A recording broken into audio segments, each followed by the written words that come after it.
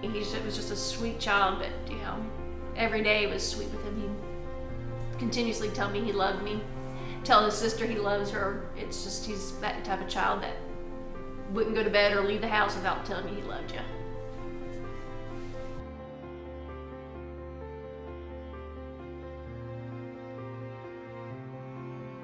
I scooped him up, called my friend who had my daughter, and said, keep her, I'm taking her to the ER. And got to the ER, and the physician looked at him, and within 2 minutes was like, we need to get a CT.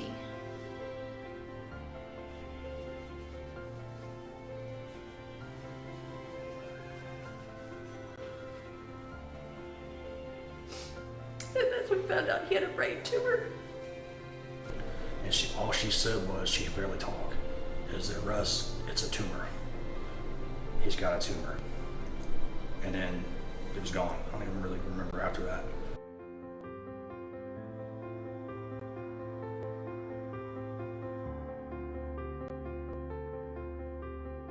So Reed was trying to figure out a way to get him a cat, you know.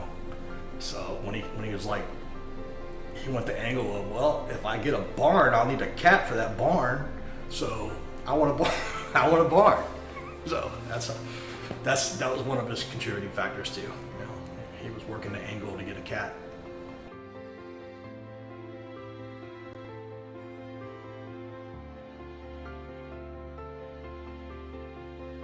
It's the thought that somebody you may or may not even know cares enough about your situation that they're wanting to help. And it changes your attitude. You know, you're like, oh, I don't deserve all this. Reed was strong and healthy enough to help in building his barn. He helped with painting and hauling off scraps, but his favorite part was bossing everyone around. Reed was able to complete his wish with the newest addition, Oreo, a cute, cuddly baby kitten.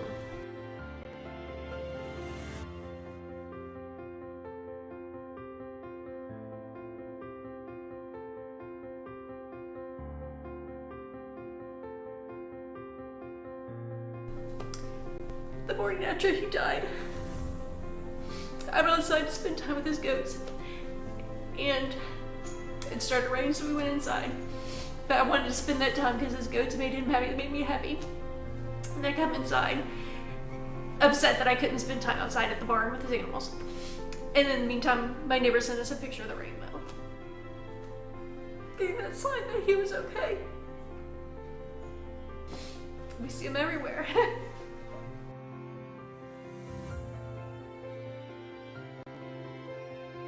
It all started at the barn. Now that he's gone, it's become more of a shrine than a barn.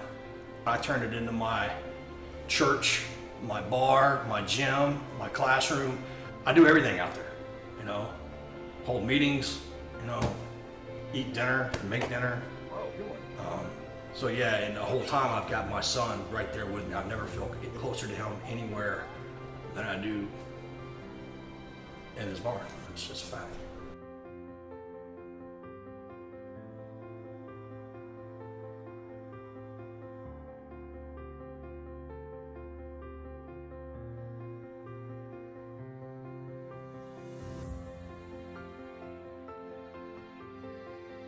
We received our wish and we're so lucky to have this barn built for Reed. But tonight is about other children out there who need their wishes met. And that's what we're here for tonight, is to help these children have their wishes met. Thank you.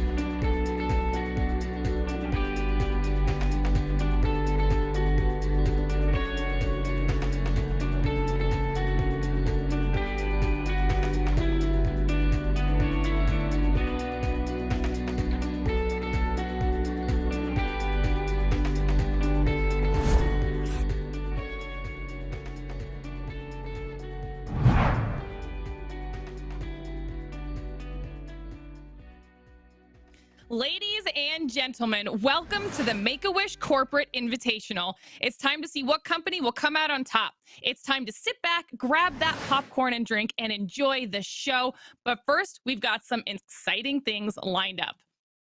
Hello, everyone, and welcome. I am your host, Glitter Explosion, and do we have a show for you today? We've got interviews, we've got a Christmas performance, we've got some good old-fashioned Fortnite competition, and did you guys see that latest drop?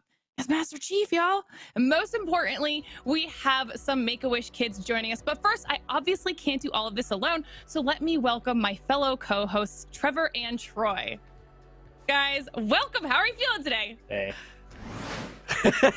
Hey, 2 thumbs Trevor up. doesn't look homeless, I'm so it's a good start. Trevor doesn't look homeless. He's cleaned up a little bit, so we're looking good, getting ready. Obviously, a lot of exciting things happening today. It's just a really cool event to be a part of. So I'm happy to be here. Happy to be a part next to you, Lauren and Trevor, unfortunately, but ready to get some action going today. What about you, Trevor? You had me at Christmas. I saw the word Christmas. I'm excited for it. I love to see the Fortnite. I mean, tis the season, right? So I'm excited to see what these guys are able to do in Fortnite. And of course, we like Fortnite. So me and Troy, we've been around the block a time or two. And whether he wants to be here with me or not, he's stuck with me.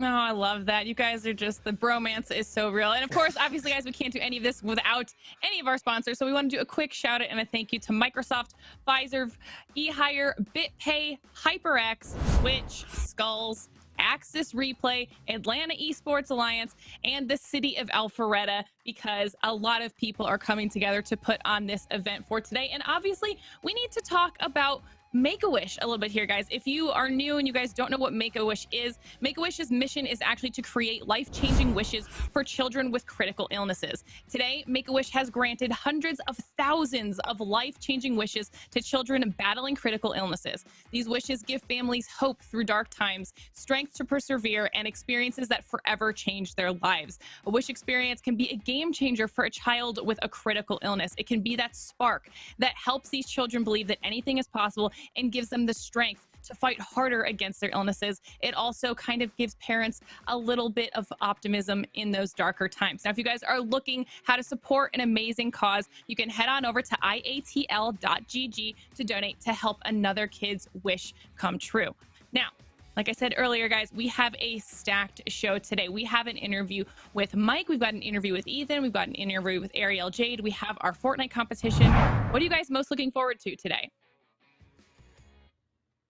Trevor, you want to? I'll go first. Trevor's just an idiot. Well, obviously there's a lot on the line today, so it's really exciting to see what's going on. The corporate challenge is going to be the most exciting thing because we don't really have an idea what's going to happen. In that, ideally, we could see some very good players. We could see players like me and Trevor. It's just like a toss-up in the air, so I think it'll be really fun to watch. But obviously, the main thing I'm looking forward to is being able to talk to with Ethan and Mike and kind of hear their stories and hear how everything has been going for them. And I think it's just awesome to be to have that chance to talk with them. I think, yeah, the same point to just kind of branch it out, you know, it's all for a good cause, right? You know, bringing Make-A-Wish into this one, being able to talk to Ariel Jade later, you know, she's done a lot with charity and a lot of giving back to the community kind of thing. So I'm excited to see what she has to say. And of course, just the overarching, you know, connecting, tying the whole thing together with a nice little bow on top. This whole thing's going to be a lot of fun. Yeah, I mean, like I said earlier, a lot of people have to come together to make these types of events happen.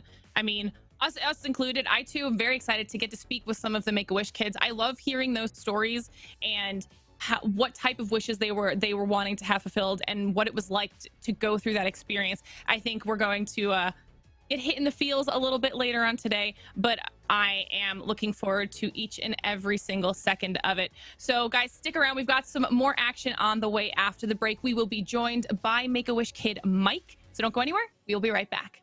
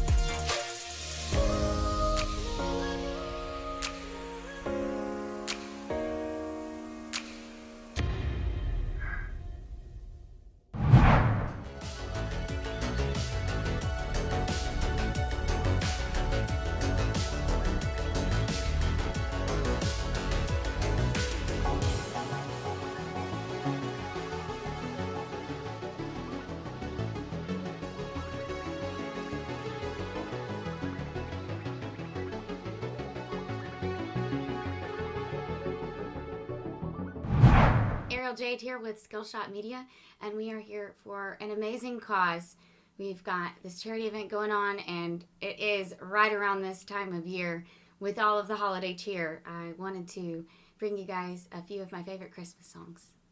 So, the song isn't technically a Christmas song, but Louis Armstrong's What a Wonderful World just really captures the feel of the holiday season for me. So I'm going to play y'all my rendition of What a Wonderful World. I see trains of grain, red roses too. I see them bloom for me and you, and I think to myself, what a wonderful world.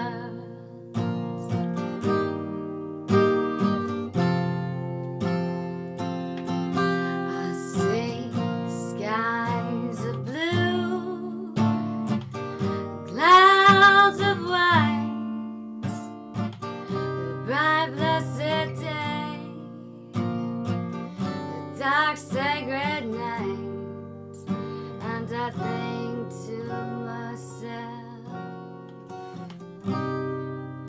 what a wonderful world.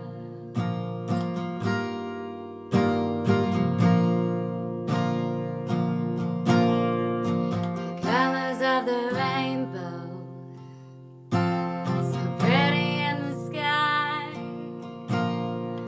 are also on the faces of people going by. I see friends shaking hands, saying, how do you do? They are really saying, I love you. I hear babies cry, I watch them grow.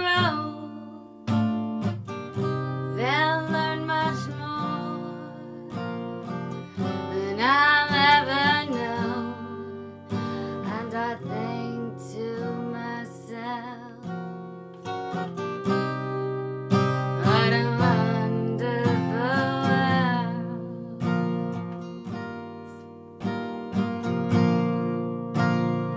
Yes, I think to myself, what a wonderful world. I love that song. Now for a more traditional Christmas song, and one of my favorites, Winter Wonderland by Bing Crosby.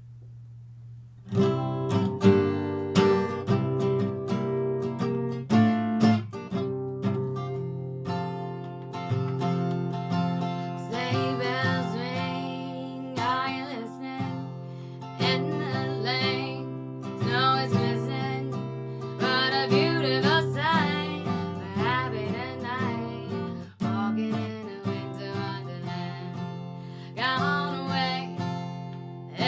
bluebird, here to stay is a new bird. He's singing a song as we go along, walking in a winter wonderland.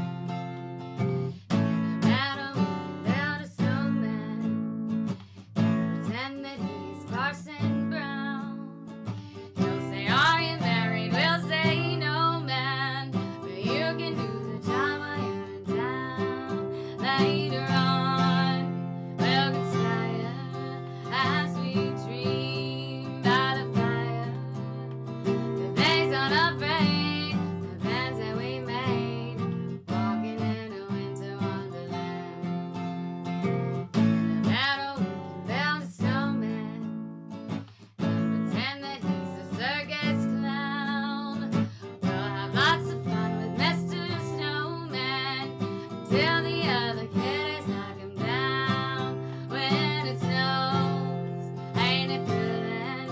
Though your nose gets a chillin', we'll frolic and play the Eskimo way, walking in a winter wonderland. Walking in a winter wonderland. Walking in a winter wonderland.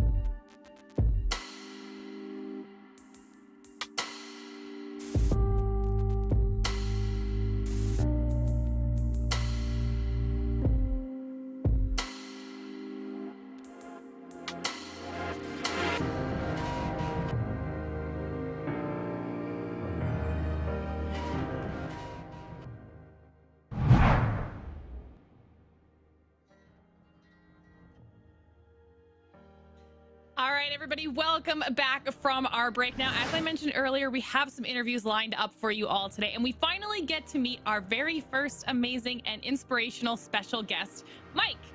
So let's welcome Mike on in. And how are you doing today, Mike? Yo, I'm doing pretty good. What about you?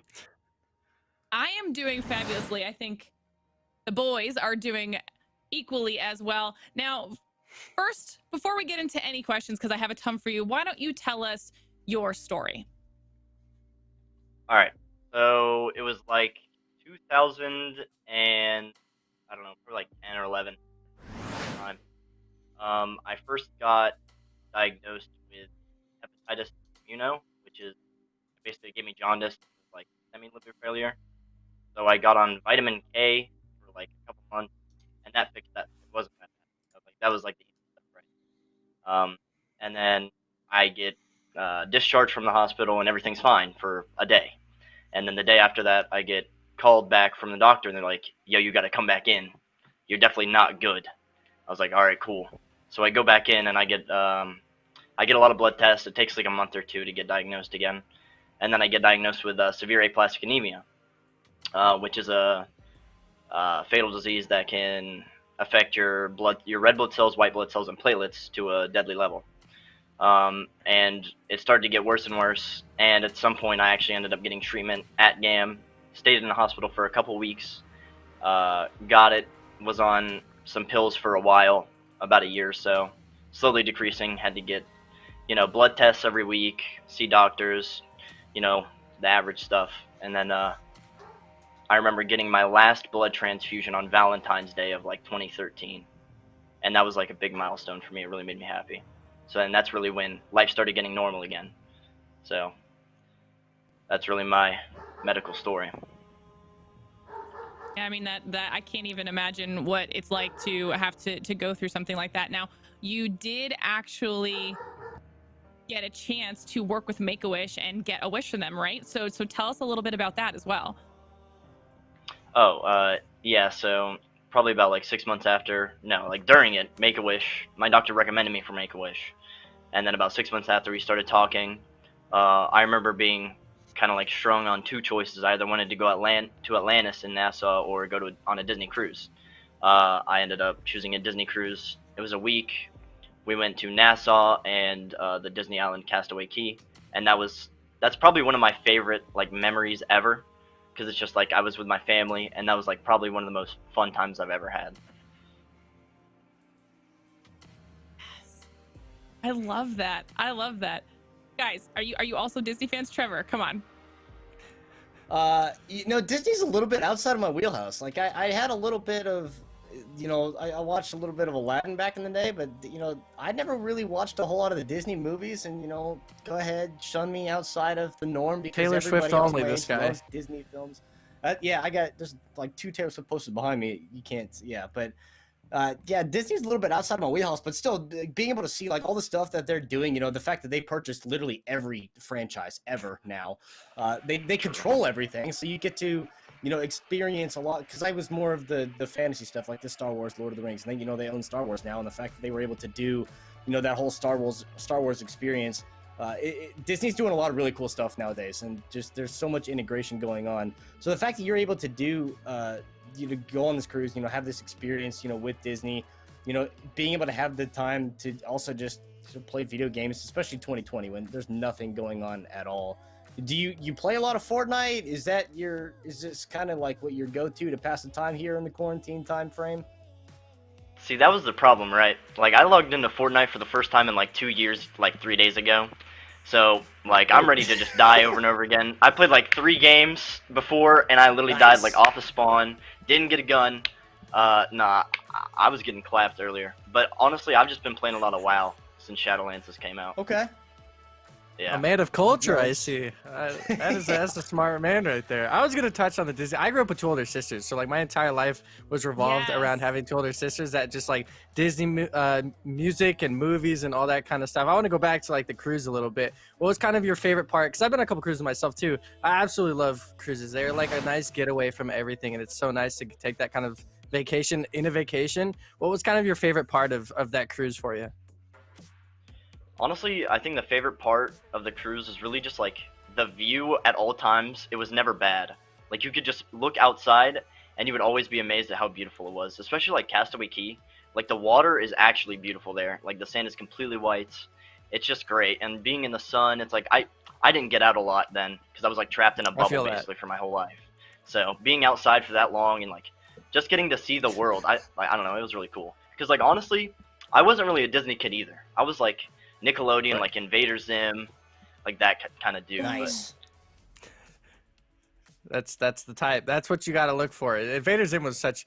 Nickelodeon was fantastic. That's all I'm gonna say. It was a good lineup. But yeah, the Disney cruise obviously sounds like something that was awesome. I'm happy that you got to be able to experience that, and hope you get to do something like that in the future again. And yeah, that entire area it's just so nice. It's such a different world when you take like a cruise and you get to see just so much that you would like never be able to get to see in around the United States, wherever you might be located. It's so nice to experience that, and you see like crystal clear water and white sand. You're like, dude, I've never seen this before, and I don't think I'll ever see this before in my life again. It's so cool. It's such a nice feeling.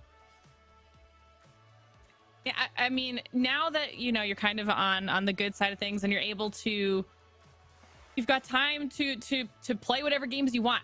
I want to learn more about you and your experience with video games. You said you like WoW, you also like Fortnite, but generally, like, if you had to pick a favorite video game genre, what would you pick? So it switches between MMORPG and like dungeon crawler roguelite-esque. It just depends on what games are out right now. So like, like The Binding of Isaac, Enter the Gungeon, Nuclear Throne, Slay the Spire, and then like MMOs I play WoW, Elder Scrolls Online. I'm really excited for Ashes of Creation. I've seen a lot about that. Yeah, yes, that looks really good. Looks so good. I'm hoping. I don't like to get my hopes up about games because Blizzard is an absolute failure, and they just like, oh, we're gonna give you an expansion and you're not gonna have fun, but. Hopefully an MMO will actually be good for once. But Shadowlands has been good so far. I'm actually surprised. Not trying to make shots. Roll the dice. Yeah. I was going to roll the dice and be like, oh, maybe, MMO player, maybe he knows about Ashes of Creation, because that's kind of been circulating around the last few months. They're coming up on alpha. Do you already have your pre-order done for that, or are you going to pick that up on the drop? I'm gonna pick it up on the drop. I'm probably gonna wait for gameplay to come out like I do with every game.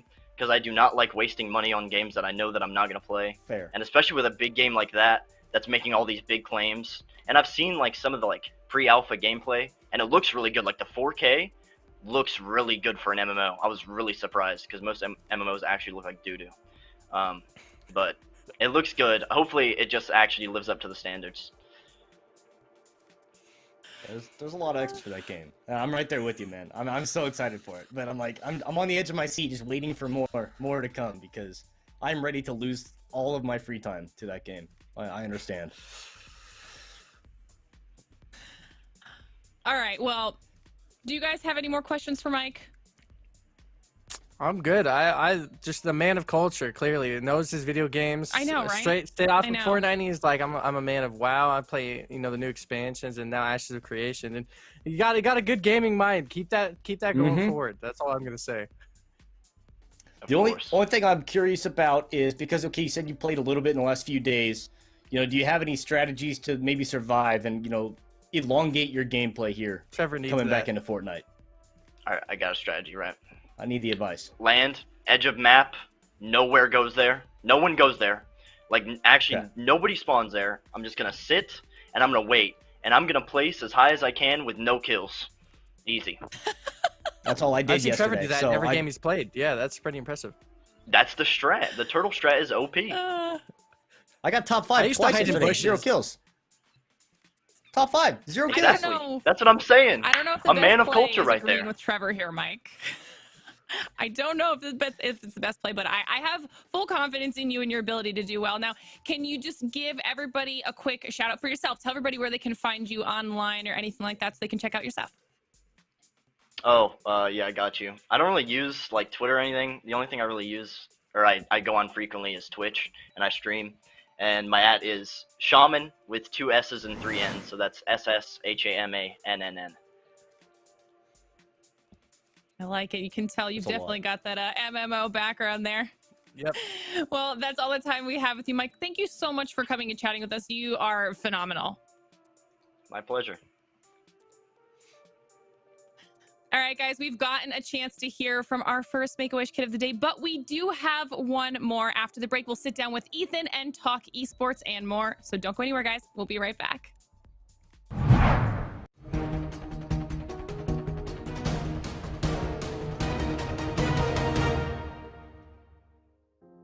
We've been working with Make-A-Wish Georgia for quite a while, and the last 2 years have been fantastic for both of us. We've been able to share so many memories and donate nearly $200,000 based on charity donations that we've raised here at our cordial time where we just basically dunk ketchup and mustard on each other, cut our hair, and do other crazy gamer antics in order to bring awareness to an amazing cause.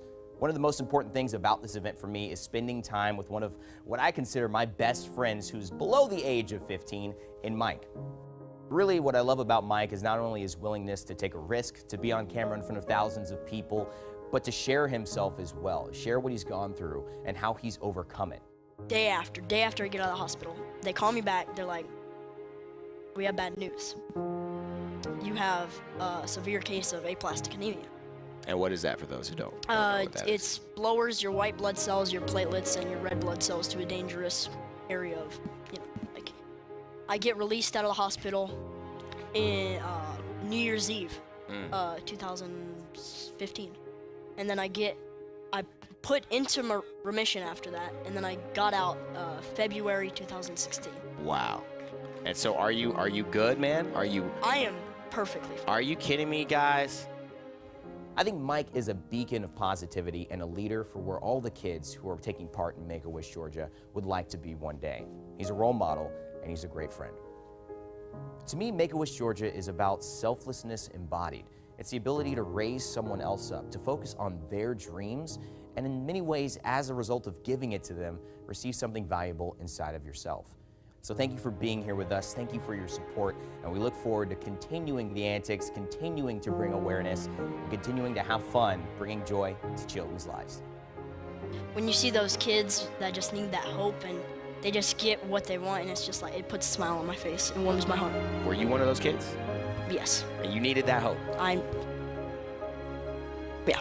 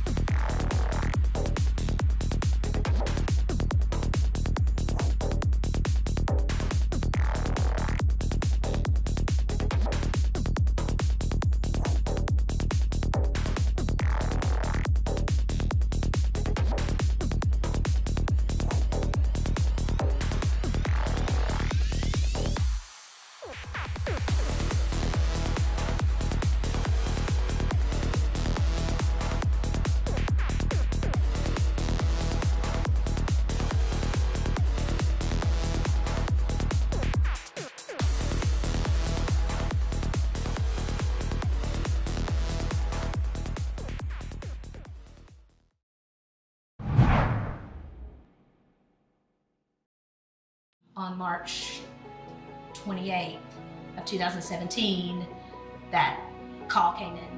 When she called, she said, "Are you near Ethan?" And I said, "Yes, I am. And she said, "Do you mind leaving and going somewhere else?" So I went outside on the deck, and instantly, as soon as she said, "Kelly, the biopsy came back. Ethan has cancer." At that point, they told us it would be a 3.5-year journey, fight for his life.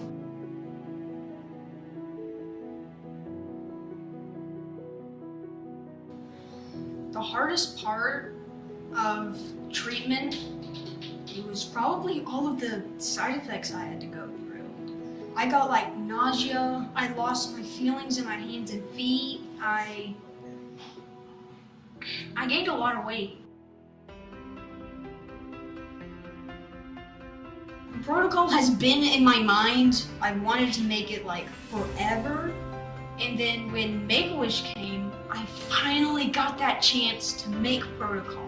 The next phase of your wish coming true, Ethan, is that in the last weekend of January, there's this cool festival called the Game Jam, right?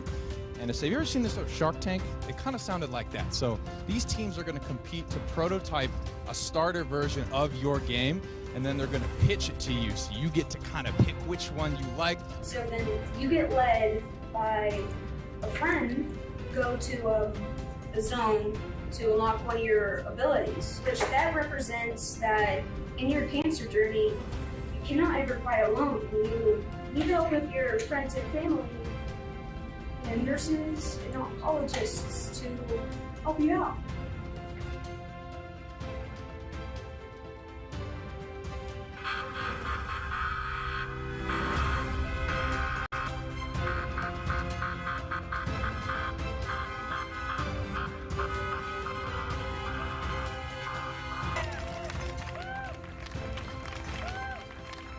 Down the hatch.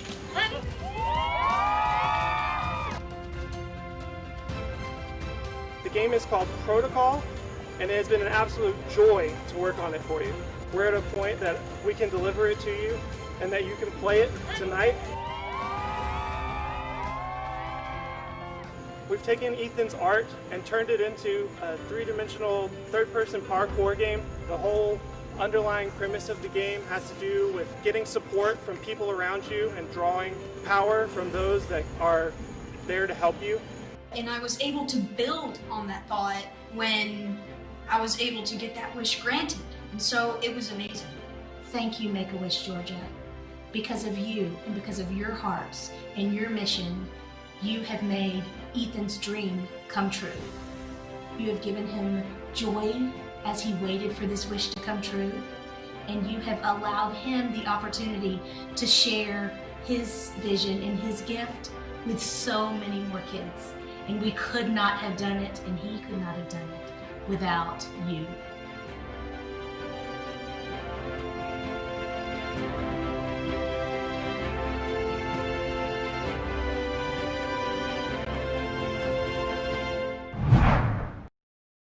All right, everybody, welcome back. We just got to watch just a portion of what Ethan's journey has been like, especially, you know, going through the entire video game creation wish with the Make-A-Wish Foundation. That was such a good video, and I'm really excited to get into our interview here soon with Ethan. But guys, you also got to watch it as well. What did you think? That was a lot to take in. Like that's the coolest story. Like, I mean, just the start to finish, the fact that, you know, being able to step through that, you know, he heard him say, you know, the fact that you have all these people you can rely on and draw power from, and you don't have to go through the journey alone. It's a really good story, a great tale, and I'm not crying, you're crying. It's what a legend. Cutting onions.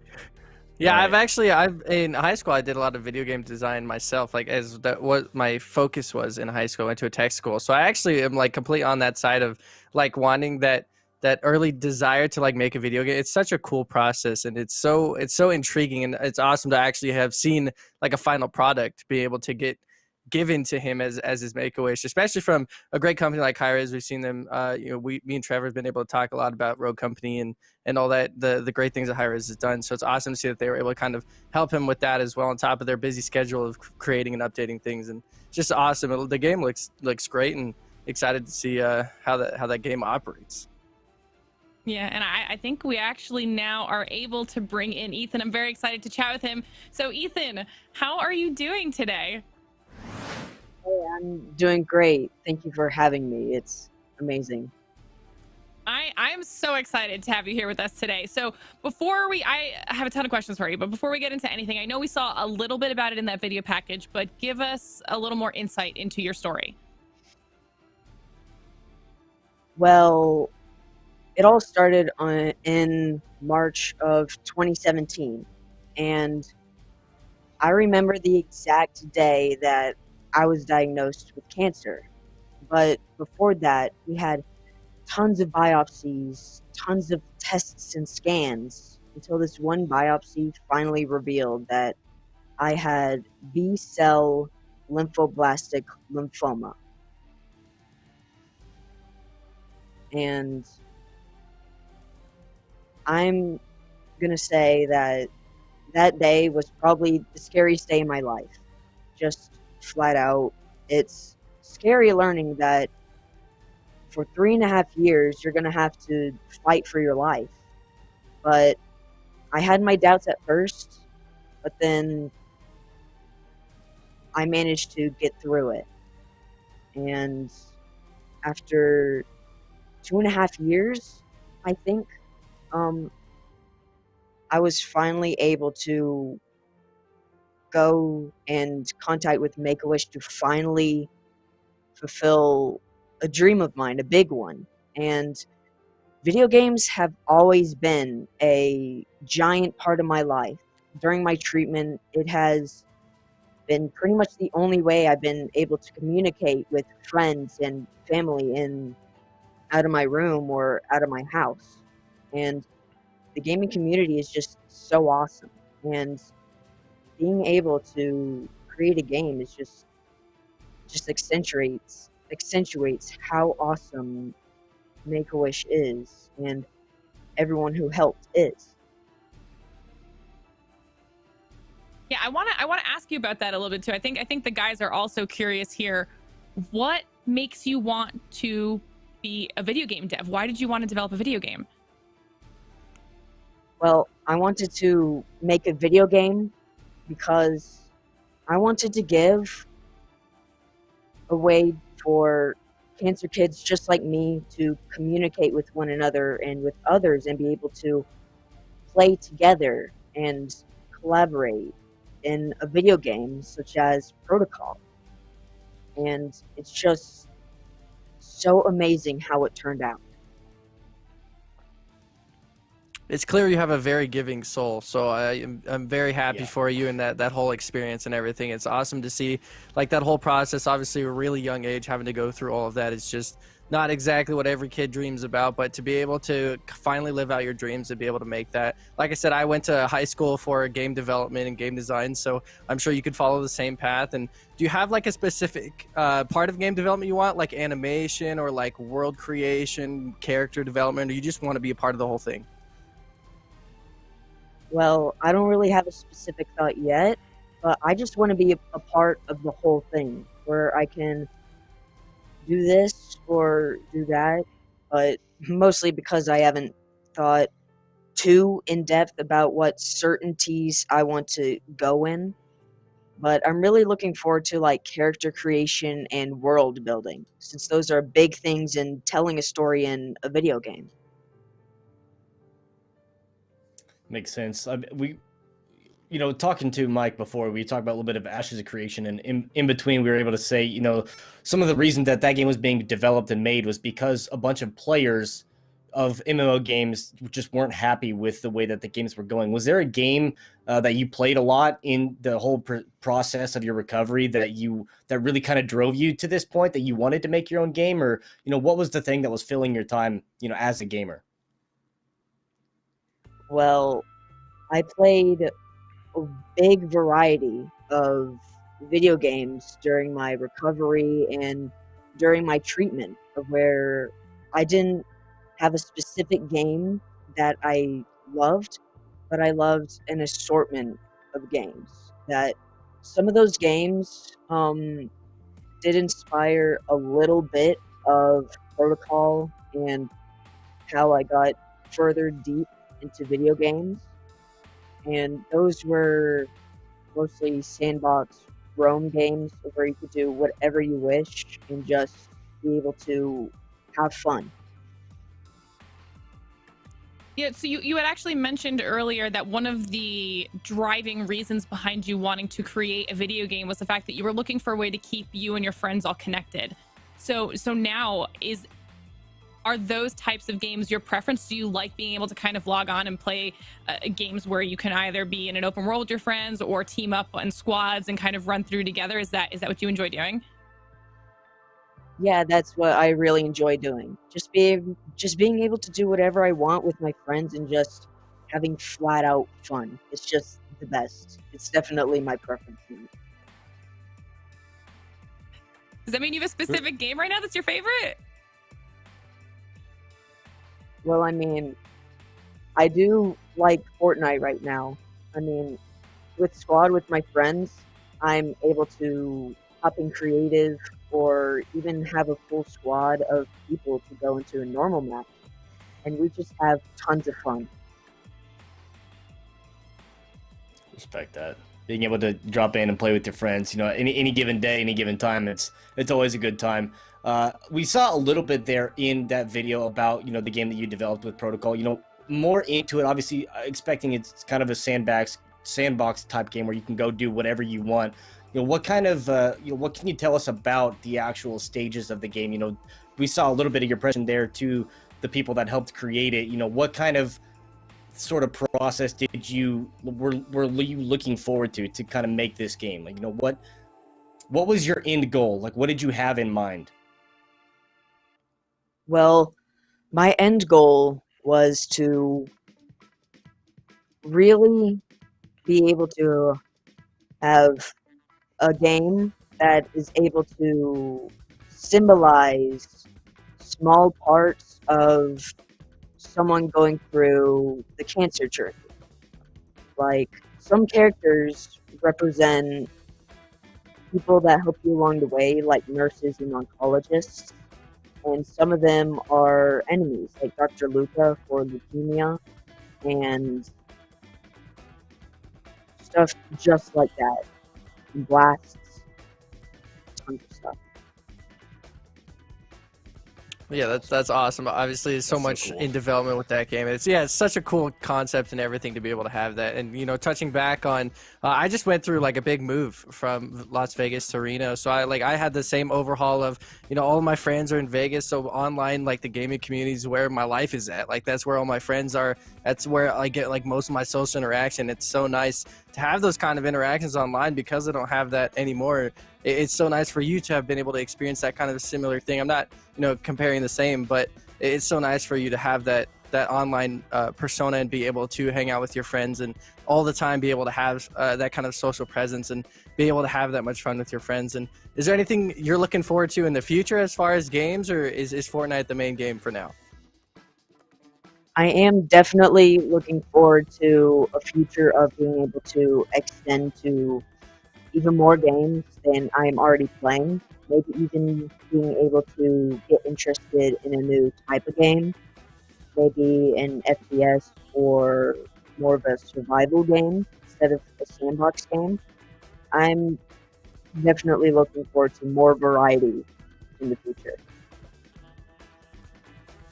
All right, well, I think we actually have another video for Ethan that we're going to take another look at. We're going to keep you here with us, Ethan. And so don't go anywhere, guys. We'll be right back after this short video. What started at the Global Game Jam at the end of January culminated in a very special night at the end of July. Ethan Daniels has been dreaming of his wish ever since he was diagnosed with leukemia.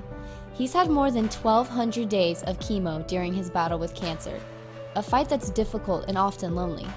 Gaming became an escape for him during his treatment, and he relied on it to connect with other people. Now, his selfless wish is to create a game about fighting cancer, to inspire and encourage other kids facing the same battle. That's where we came in. Make-A-Wish Georgia reached out to several Georgia-based gaming companies to come together to support Ethan and make his wish come true. Ethan came to our Global Game Jam at Kennesaw State University in January and pitched his game to a team of students we assembled.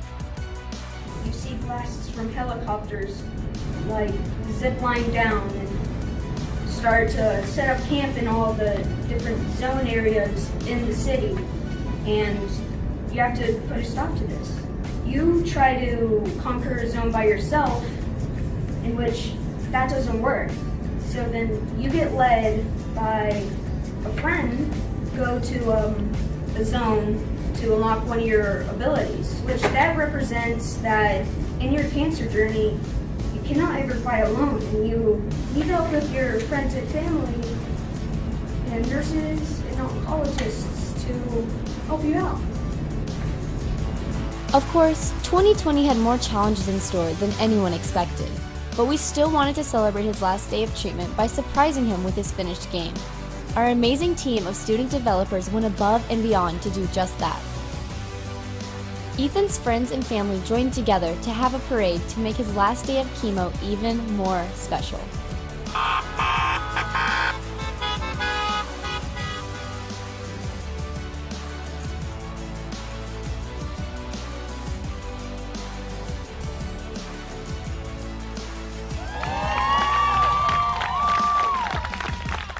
Down the hatch. After his last treatment, we surprised him with some of his artwork. Then, we showed him the trailer. And finally, we presented him with his game.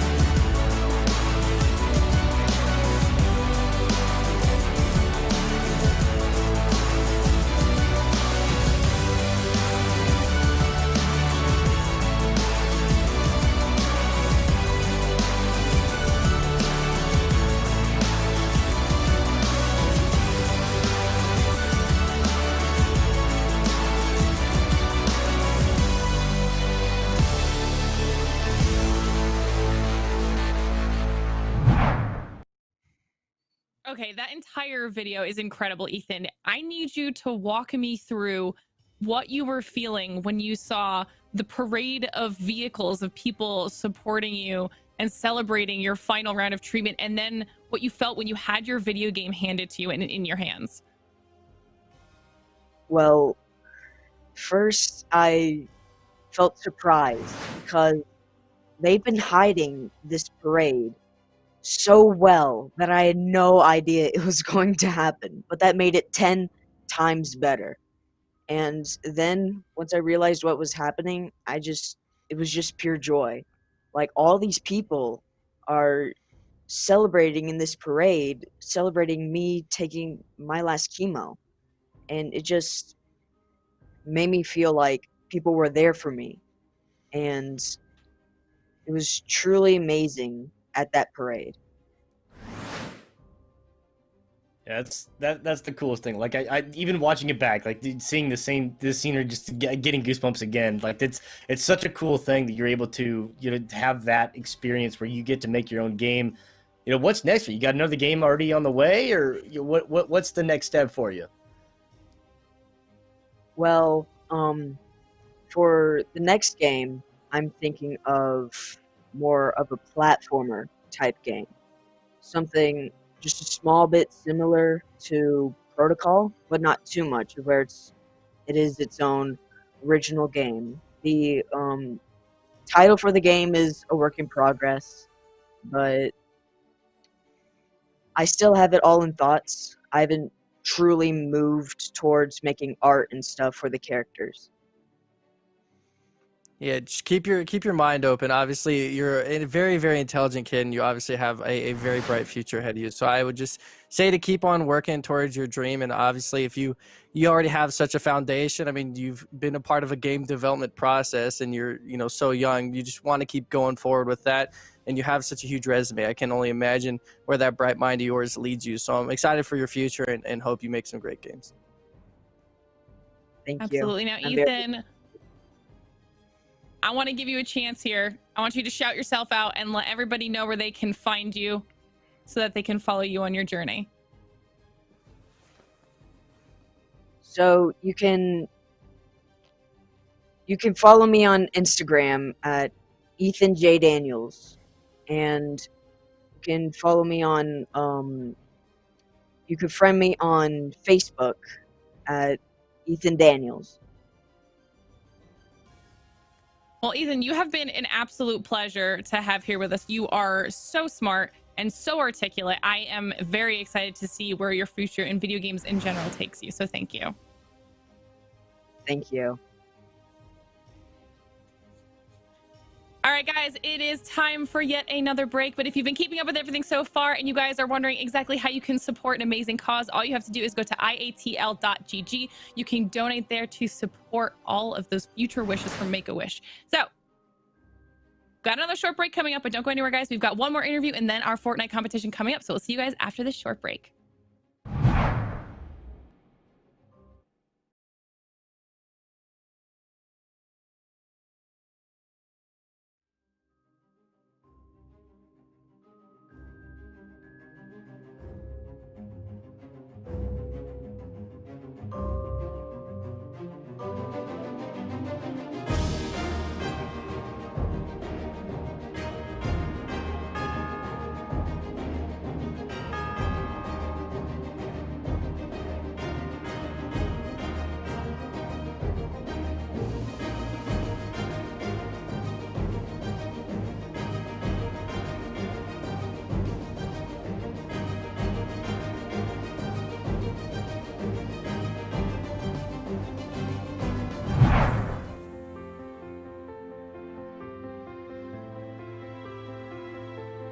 He was just a sweet child, but every day was sweet with him. He'd continuously tell me he loved me, tell his sister he loves her. It's just he's that type of child that wouldn't go to bed or leave the house without telling you he loved you.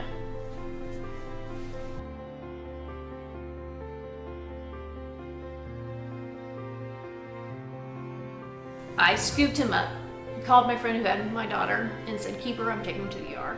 And got to the ER, and the physician looked at him, and within 2 minutes was like, "We need to get a CT."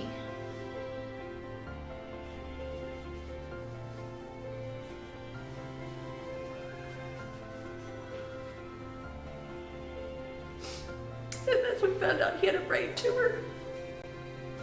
And all she said was, she could barely talk, is that, "Russ, it's a tumor. He's got a tumor." And then it was gone. I don't even really remember after that.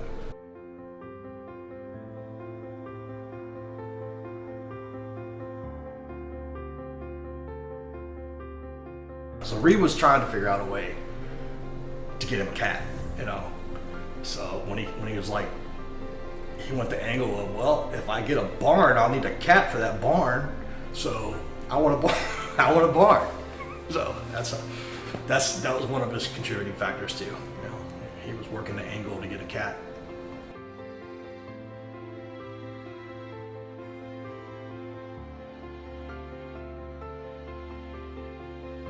It's the thought that somebody you may or may not even know cares enough about your situation that they're wanting to help. And it changes your attitude.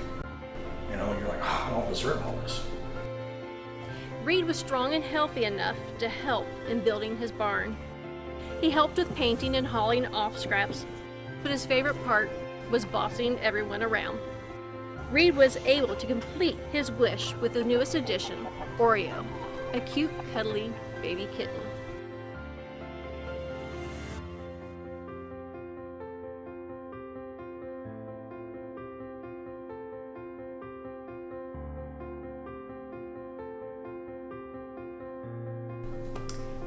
the morning after he died, I went outside to spend time with his goats.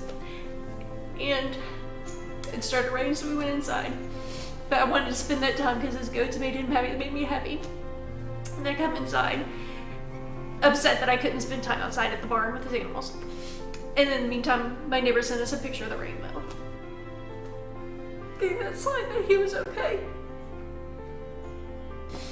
We see him everywhere.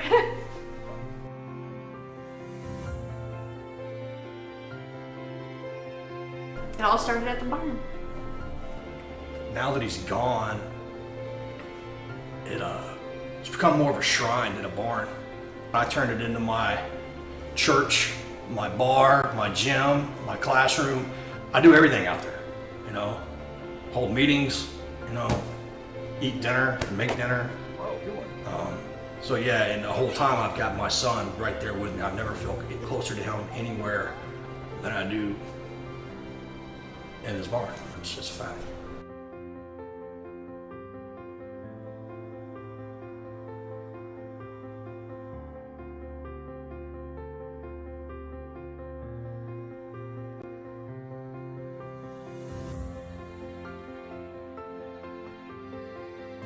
We received our wish and we're so lucky to have this barn built for Reed. But tonight is about other children out there who need their wishes met.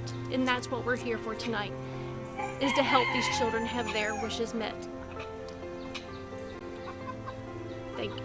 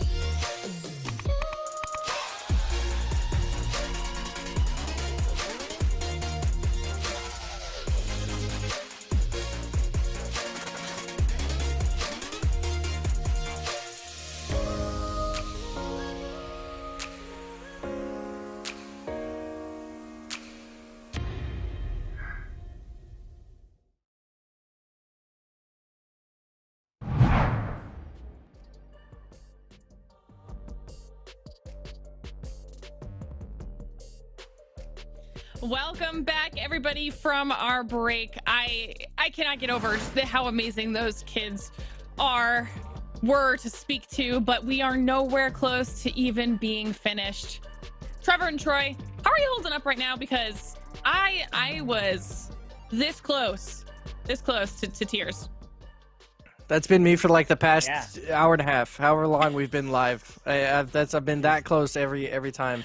Like you said, those kids are incredible. It's just awesome to see, like to experience that, all of that at such an early age, and to still be able to like go off and do everything that they're doing. It's incredible, and I have so much happiness for those two, and hope that they accomplish everything they've ever wanted.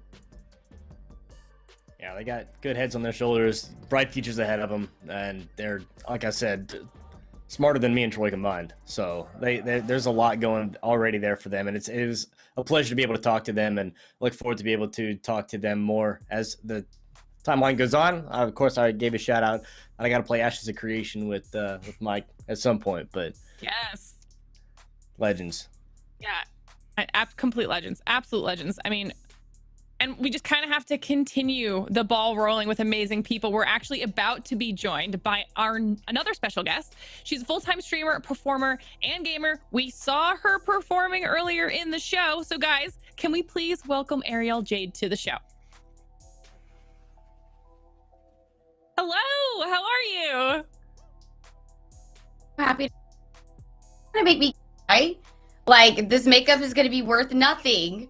Because I've been watching the entire show so far, and I swear I've been this close to tears like 10 times. I just right.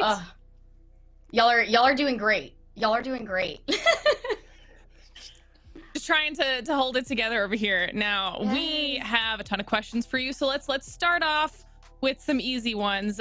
Give us a little bit of insight into your background. What got you into gaming?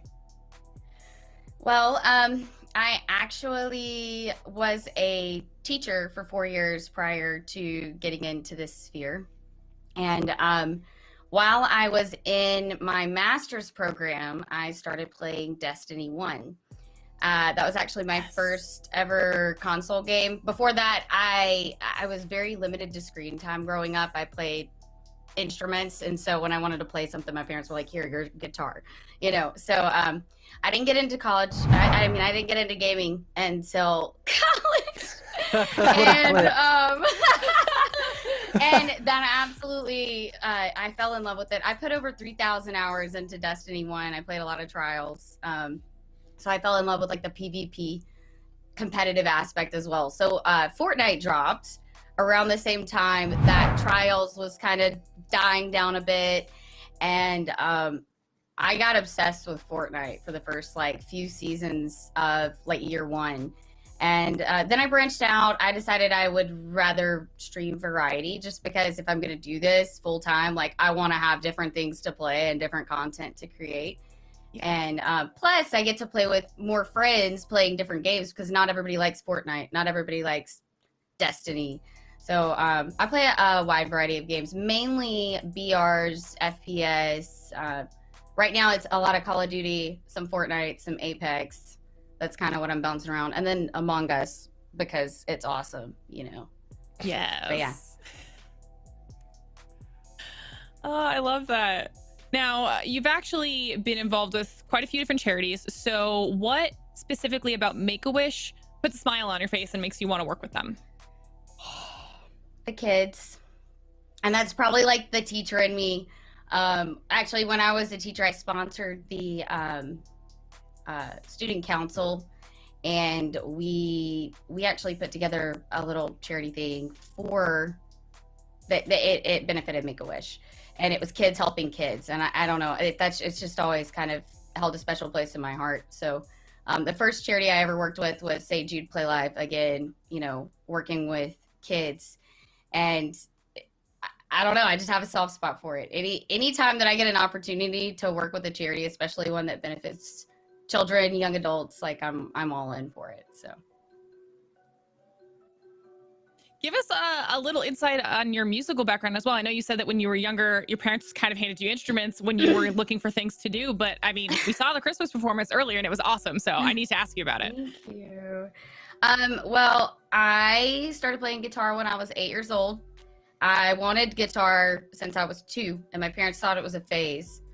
I was very persistent, and they told me if I would shut up about it, for 2 years when I was 6, they were like, if you'll shut up about it on your 8th birthday, we'll get you one, but you can't say anything about it for 2 whole years. And I was like, all right, bet.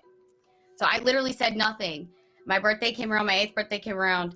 They, of course, had gotten me some gifts. None of them were big enough to be a guitar, though.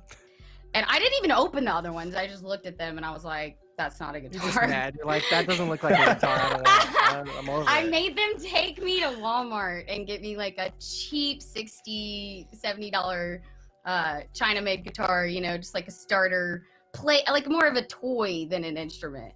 And that's actually what I started on. But it's always been a passion of mine. I actually started performing for live audiences at the age of 9. I started in bluegrass, folk, gospel music. I now do a lot of, I still do a lot of folk, blues, and then I cover classic rock, the Beatles. I do some CCR, Bob Dylan, you know, the good stuff, right? So, and then I also am a singer-songwriter. I am a registered songwriter at BMI as well, and have been since I was 14. So I've been doing music quite a while. I'm newer to the gaming and streaming scene than I am the music scene. That's for sure. Yeah, I had to give the shout out there earlier. That Louis Armstrong cover was on point. You. And like I said, my guitar He's so it just good. sits in the case. It's decoration at this point. I mean, eventually, your experience. Eventually, you'll play it, right? You would think. Yeah. Well, I've tried. It doesn't go well. I can't. It's hard for me. I can't do it. My brain no works sometime. My brain. Your experience in everything that you've done, you know, with charities, with kids, is there any experience that you have that stands out as like the most memorable thing that you've done for charity?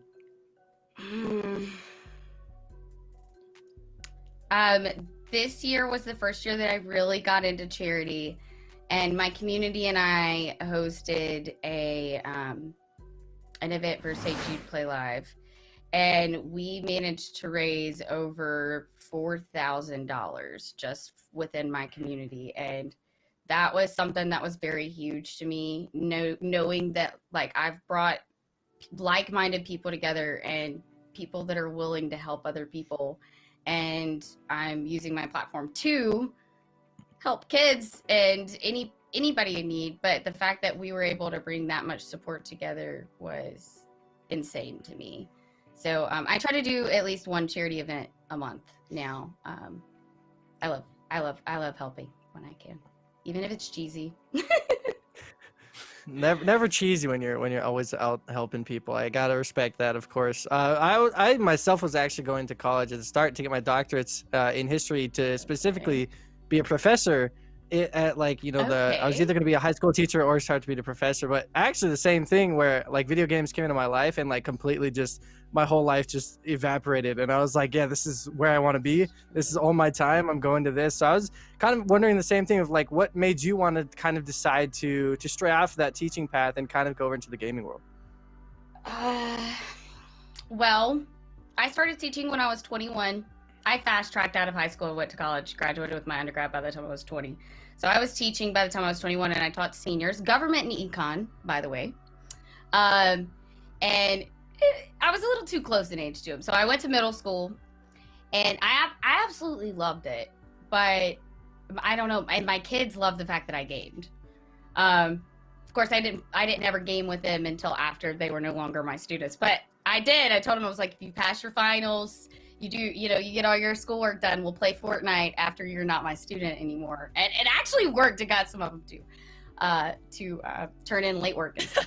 But I did not bribe my students with Fortnite. No, I did not. It did not happen. Anyway, so in that last year of teaching, I actually got an opportunity with a sponsorship that would allow me to go full time. And I've always loved entertainment.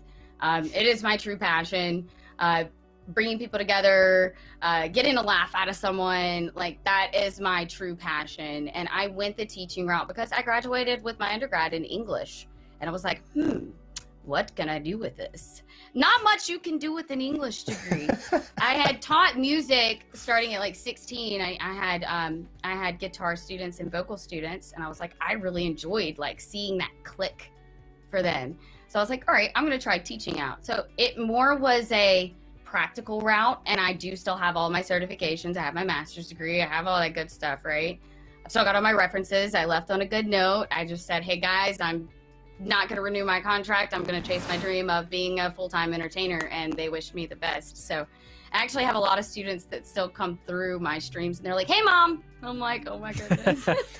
So, sometimes I miss it, but I really do enjoy just meeting different people every day and potentially impacting a new person's life every day. I decide to go live or put out some form of content meant to make you laugh. You could be having a terrible day and you see me get sliced in Among Us by who I thought was my friend.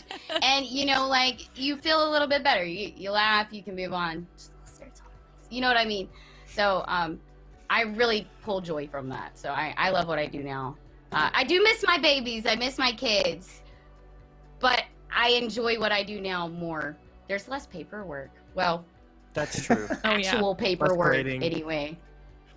So, yes. I mean, I gotta ask because I notice the Cuddle Team Leader onesie.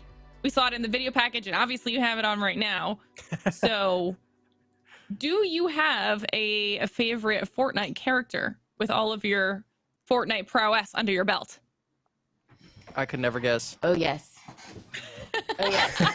And I saw y'all got this on the video, so I'll give this to you now, too, because why not? Stack them on top of each other. Yes. It's a little big. I probably could have bought a kid size. This is an adult small. I feel like that's better though. I feel like I'd rather have like a bigger onesie that it would like I can just kind of fling around instead of I a can smaller make a one. tent and live in here. There you go. You got a mini house in your onesie. That's all it's about. Do. Comfort. I do. Now, some of us got to see it a little bit earlier. If you guys weren't here at the start of the show, then you missed it, but don't worry, because we're actually going to show it again. If you guys don't know what I'm talking about, our producers had reached out to you, Ariel Jade, and asked if you wanted to perform for our audience. And obviously, we're very, very close to Christmas. So you had some Christmas-themed music for us, did you not? I did. One of the ones from earlier wasn't technically traditionally Christmas music, that Louis Armstrong song, but it's so good. Still and a great I feel like it song. embodies the season. Yeah. It does. I couldn't agree anymore. So without further ado, here is Ariel Jade's holiday performance recording specifically for this show. So what would this mini Christmas performance be without a couple of songs that just make you wiggle and want to dance a bit? Therefore, I've picked a couple that I think you guys will really like. They're personal favorites of mine. The first one that I'm going to do is by an amazing artist, an iconic artist. He was a member of the Beatles. Paul McCartney is one of my personal icons and influences in my music. The song is called Wonderful Christmas Time by Paul McCartney, and this is my own rendition.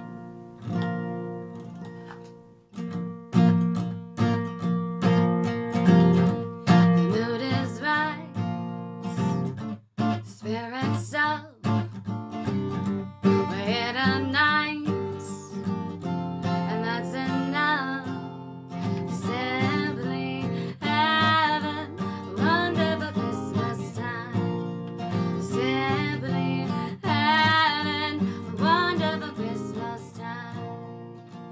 The party's on, the villain's here. That only comes this time of year. Simply having a wonderful Christmas time. Simply having a wonderful Christmas time. Love choir of children sing their song. Ding dong ding, ding dong ding.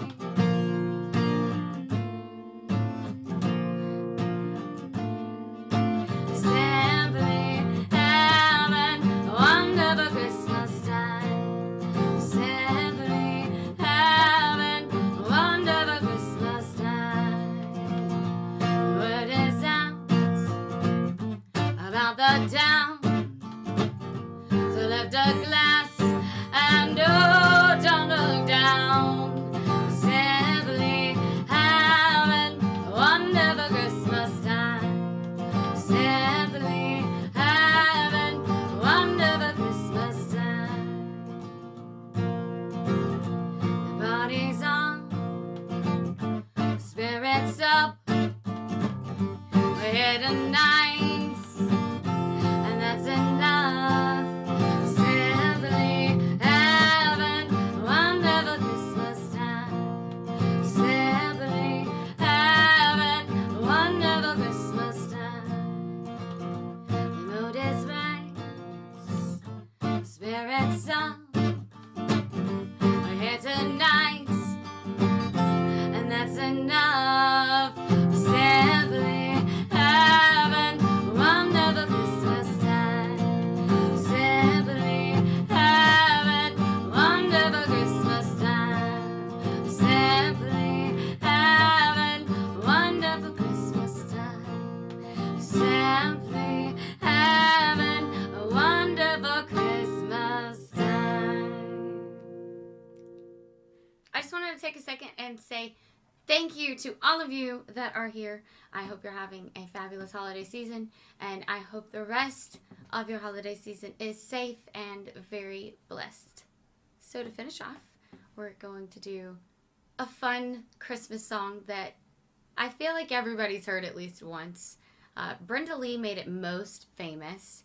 I have adapted it to an acoustic version for you guys. So here is Rockin' Around the Christmas Tree.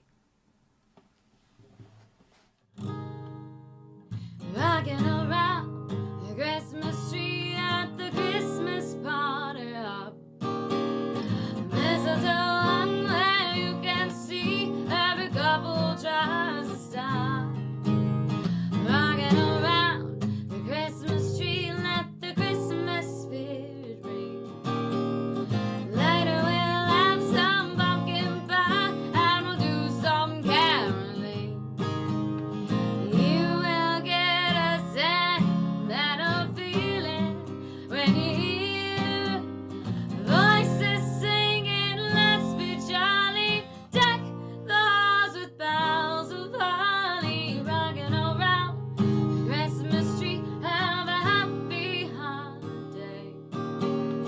Everyone dancing merrily in the new old-fashioned way. You will get a sentimental feeling when you hear voices singing, let's be jolly. Deck the halls with boughs of holly. Rocking around the Christmas tree, have a happy holiday. Everyone dancing merrily in the new old-fashioned way.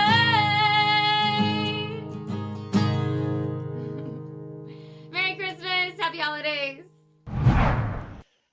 Listen, I loved it. That's all I'm saying. Clearly. I loved your dance.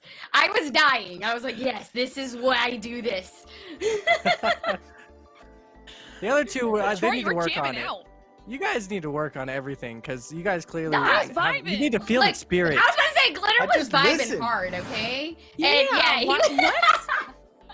So it was. That's his on everyday brand. look. That's my. I can't argue that. You're not wrong. Listen, it made him nervous to have to dance to the music. He was so enraptured by just listening to the song, he couldn't also focus love that on the song, dance though. moves. That's It's a true. great song. His brain Don't only get me works wrong. like in one way at a time. Can't really go past that usually. I get It's that. tough, I okay. get that. That was awesome. Great All performance. right. It was a fabulous performance. First of all, I think you need to, Thank we you, all guys. need to give you some props because that was wonderful. You absolutely crushed it, and chat was loving it as well. I was watching. You made people very Thank happy you. today. So we need Yay. to tell you a huge thank you for coming on here, not only and talking to us, but then also putting on a performance for us and everybody else that's here today. And I need you to shout yourself out and tell everyone where they can find you. Thank you guys for having me. This has been awesome. I'm super excited about the gaming as well. I'm at Ariel J Live everywhere. I'm partnered here on Twitch. I'm live at least 5 days a week, and then you can follow me on any social media as well. Same at everywhere. Super easy. Well, I love it. All right, one more huge thank you. It's time to Thank to you let guys. you go so you can prepare for the gaming. Yes. Thank you all so much So for having we'll me. be seeing you a little bit later. Thank All right, you. guys. It's about that time. Are you guys ready? For the What daily happened? dose of What's Fortnite. next? We love Fortnite. Thank you, We love Troy. Fortnite. Trevor Yeah. just showed up today. Okay. Trevor's like, All right. what are we The doing clock next? already? I don't know. All right, we do have to go to one more quick break before we dive into all of that Fortnite action. But after we do, the time has finally come. It is time to see who's got what it takes. Make sure you guys tune in for the Make-A-Wish Corporate Invitational featuring Fortnite right after this break.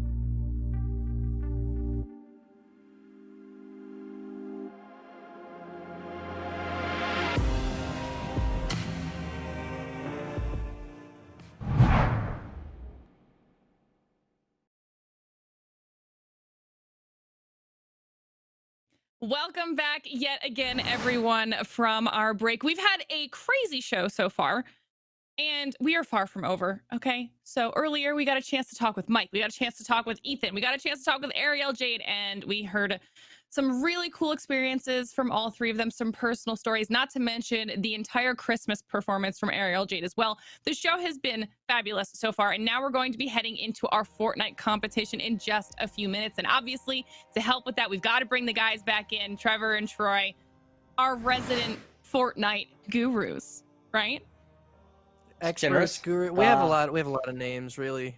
Just geniuses. It's just like a list. Two different ways with that. But yeah, Trevor's like, I don't think so, and I'm like, yeah, we're the best in the business. I like your confidence. Okay, Troy. You guys, listen. Everyone needs a little bit of spirit in their lives. You got to have confidence in yourself. If you don't, you look like Trevor. No one wants to look like Trevor, so you want to look like me. Come on. Look at your entire face. Oh, I hate this guy. Where's your facial hair at, huh? You can't grow it. All right, that's true. Yeah, that's yeah, pain. Guys, we just do the guys, personal no attacks low blows immediately. Here. No low blows here today, okay? We're keeping high energy, positive vibes. And speaking of that, if you guys are in chat and you're wondering exactly how you can support the cause that we have been so happily promoting here today for Make-A-Wish, you can go to iatl.gg and you can donate right there to help bring more wishes to fruition for the kids. It's always for the kids. Gotta do it. Send some love and support their way. And of course, all of this would not be possible without any of our sponsors. So huge shout out and thank you to Microsoft, Fiserv, eHire, BitPay, HyperX, Twitch, Skulls, Access Replay, Atlanta Esports Alliance, and the city of Alpharetta, Georgia. There are so many people that come together to make an event like this possible. So we obviously have to thank all of them for doing just that, guys. What has been your favorite part so far here of the show? Christmas. Ooh. Definitely. I said at the top of the show, you had me at Christmas, and then Ariel came in, she killed those performances. No, but like those performances were amazing. She's incredibly talented.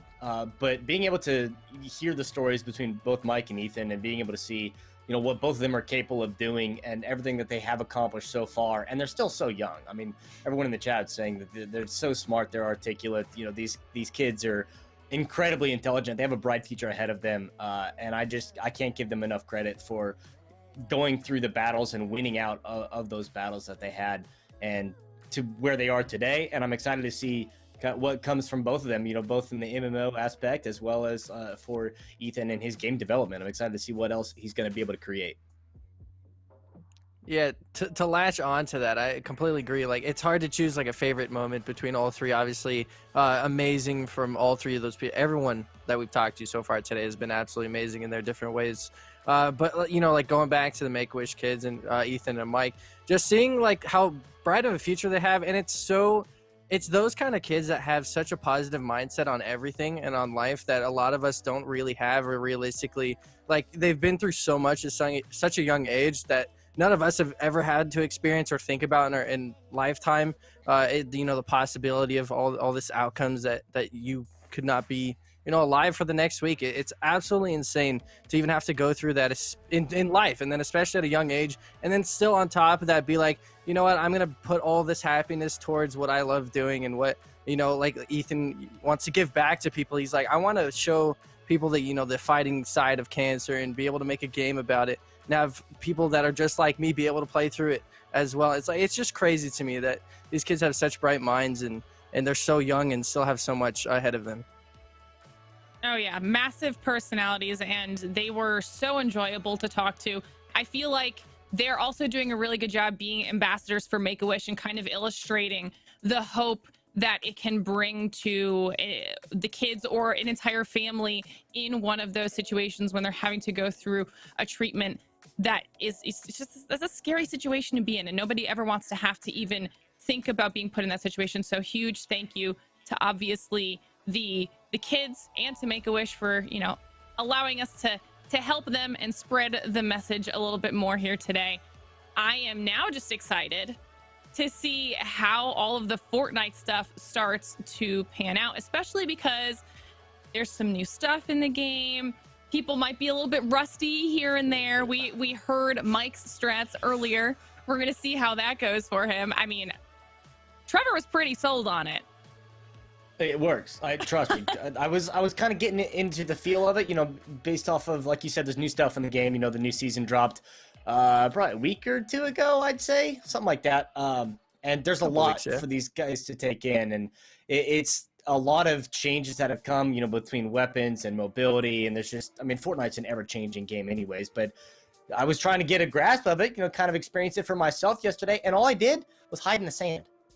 You just drop into the sand, you sit there. I didn't get a single elimination, but I got a top 5 finish in 2 out of my 3 Yeah, games. this is the worst part. So, like, growing up, well, not Results. growing up, but I guess my first BR was H1Z1, and for, like, my first experience was to be, like, I just hid in bushes because I was terrified of fighting people.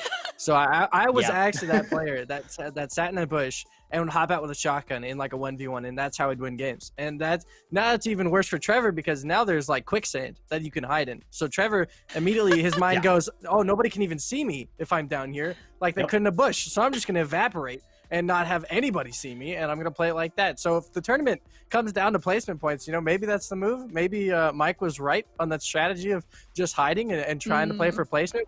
We've seen that happen before. I'm just saying, in big tournaments, people still like to hide. So yeah. I don't know. I'm taking the gunfights to him. I'm going for it. Okay. I mean, why not? I'm with you. I'm not.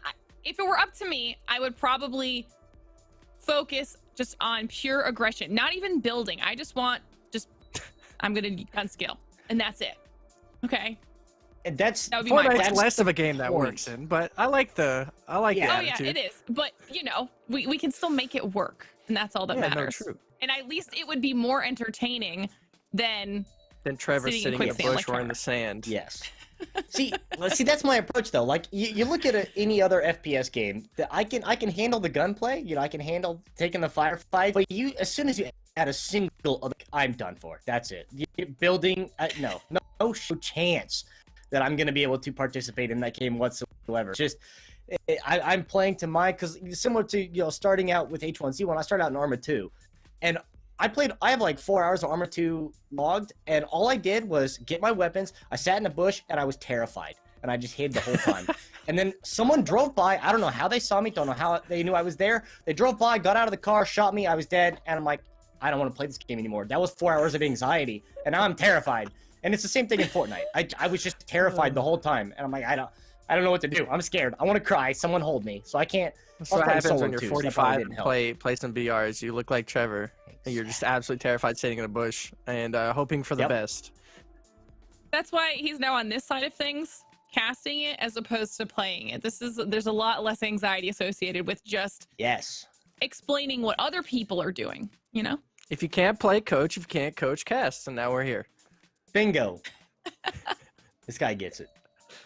That's a theoretical process right there. Easy. It's simple enough. Me and Trevor both cannot play Fortnite. I cannot coach anybody, but I can tell you exactly what they should be doing, maybe, and where they should be going. And that's all I got to do. So I'm doing it right.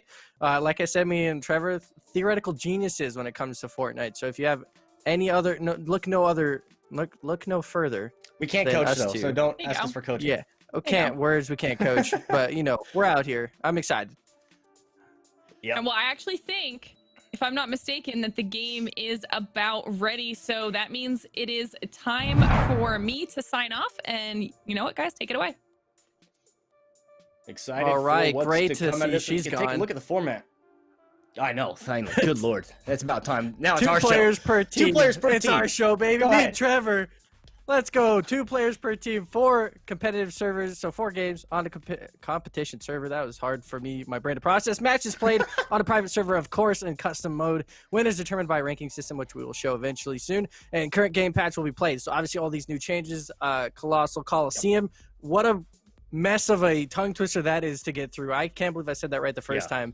And obviously those teleportation shards probably going to come into play quite heavily today, as if you have not seen the new Fortnite updates. You're going to see quite a bit of them today, I'm sure. But of course, my name, Troy Pipcast. Well, next to me, Trevor Confused, Caribou McNeil. And we're getting ready to go into some Fortnite action.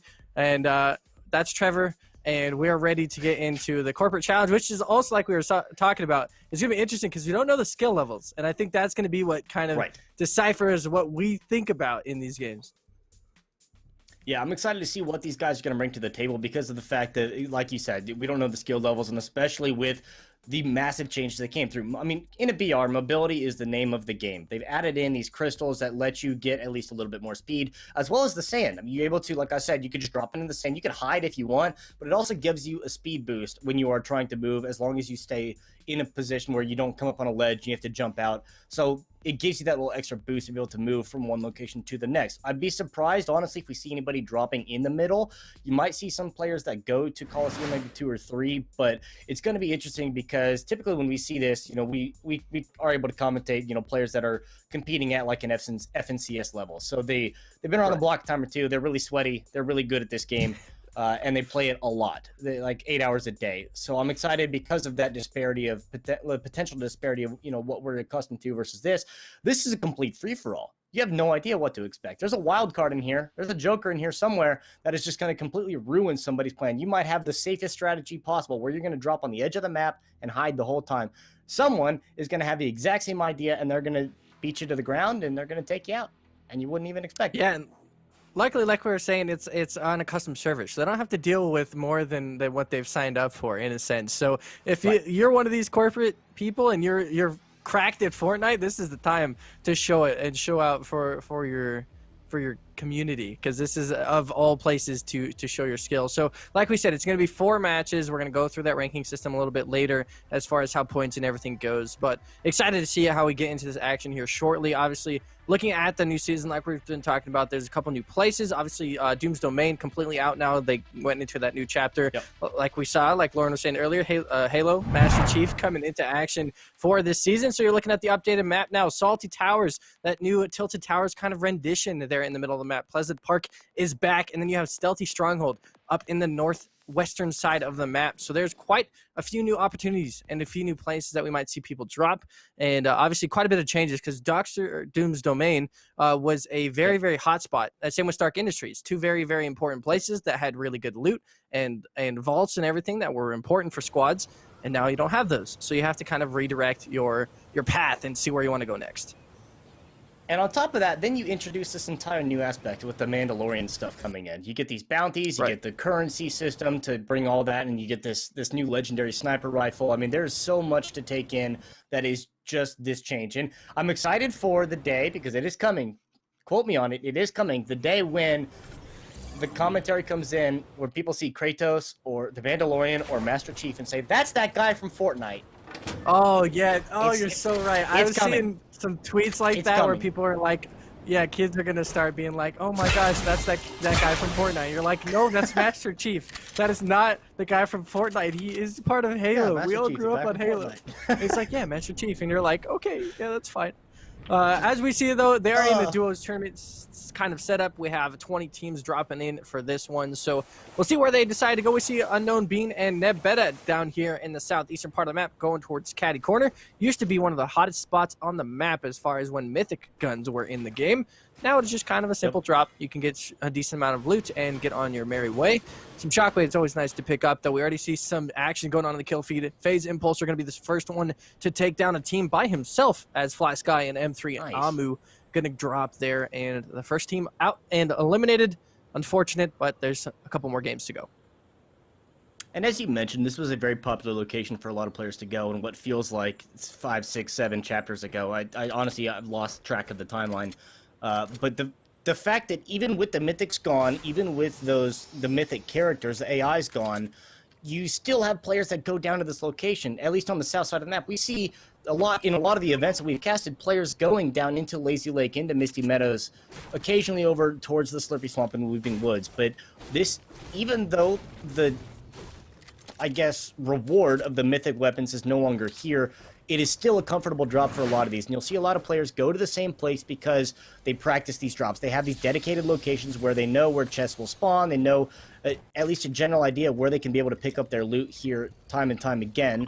And then they're going to be able to move on from there and make their rotations. I mean, this is just a tried and true rinse and repeat strategy a lot of these players have. As you see a few more in the eliminations being picked up in the top left side. But for the time being, this is, I mean, with only 20 teams, about 40 players to play in this one, you're going to see a lot of players that are going to have uncontested drops. They're going to be able to get all of the loot they want, get the loadouts they want, get as many materials as they possibly want.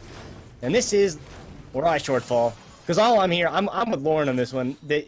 I'll go pick up the weapons and then I'm done. I don't need the materials, and I'll go through the end game with like 50 items, and so like, with 5 builds basically. I'm gonna go with 5 builds. That's basically what I have from beginning to end. That's good enough. And it doesn't That's work all you well. need, 1 box worth, and you're good. And from there, you're wall. chilling in that 1 box. Just give me 1 wall. That's all I need. I'll destroy everybody else in the lobby. No thoughts in my mind. But I was, peeping a little bit of Fortnite streams, kind of looking at how competitive players are looking at the scene. Watching Nate Hill a little bit yesterday, and he was specifically talking about you actually can't get RPGs anymore unless you kill a shark. That's the only way now, since there's no NPCs left in the game. You have to kill a shark to get an RPG. So you got to wonder if that comes into factor. Obviously, RPGs were on and off on being a good slot in your inventory. A lot of people chose not to run with it. Now we're actually seeing a lot of snipers becoming quite handy for a lot of people that are deciding to go with that loadout, which we didn't really see a whole lot of before either. We usually saw, assault rifle, shotgun, minis, big shields, and then shockwaves. That would be your kind of ideal setup. And then from there, you're chilling because you have a ton of meds, and realistically, AR is good for taking some pop shots later on in the game when you make edit windows and you just want to get some extra damage in on the people rotating in. And then you have your shotgun. Obviously, everybody needs a shotgun. Fortnite is a very, very close combat type of game. That's why people practice their close combat everywhere in playgrounds and creative and all that, is because you need that shotgun. So we also did see the exclusion of the pump shotgun, so the tac and the charge shotgun becoming ever more so chosen, I guess you could say. People trying to, I've seen a lot more people tend to go with the tac shotgun as well, being a big, it's obviously nice to have that consistency of that charge shotgun. It's just a lot easier and a lot smarter, I'd say, to go with that tac shotgun. That way you make sure you have a decent amount of shots to keep on going in while the other person is loading 1 single shot in their charge shotgun. Quick question for you. Did you watch the event that prefaced this chapter? No, I did not, actually. I got to give a massive amount of credit to Fortnite in the sense that every event that they do has been incredible. And the fact that they were able to get this huge thing to come through, and the 0 point being pulled out of the map, that is that new central spot right there in the middle that is the unnamed between Salty Towers and Colossal Coliseum. But the event that they do to bring and introduce all of this stuff in, I mean, Fortnite they kill it every single time. And the content they bring in, I mean, they've had Marvel partnered with them for time and time again. That's been going on for at least a few months now. Might be seeing our first incursion here as you see Unknown Bean running across the ground. There is another arrow here in Lazy Lake, but no visuals on them. Not sure if they're going to be able to trade that. Arrow did flick over to where Bean is running, so might have seen him running by, but for the time being, not going to be doing a whole lot about that. The teammate is up to the northwest, but as they're rotating in, zone is coming in now, so all these players are going to have to move, and they're going to be exposed here in a second. Medkit going to go down for his teammate, and it's only a matter of time here before they get line of sight. There it is. You're going to see that ping coming out, so they are going to take some first bit of action here. We do see 3 teams out for the count already, so we'll see how exactly everyone else does keep on going in this game. They do have to catch that first zone as we start to see that storm closing in here.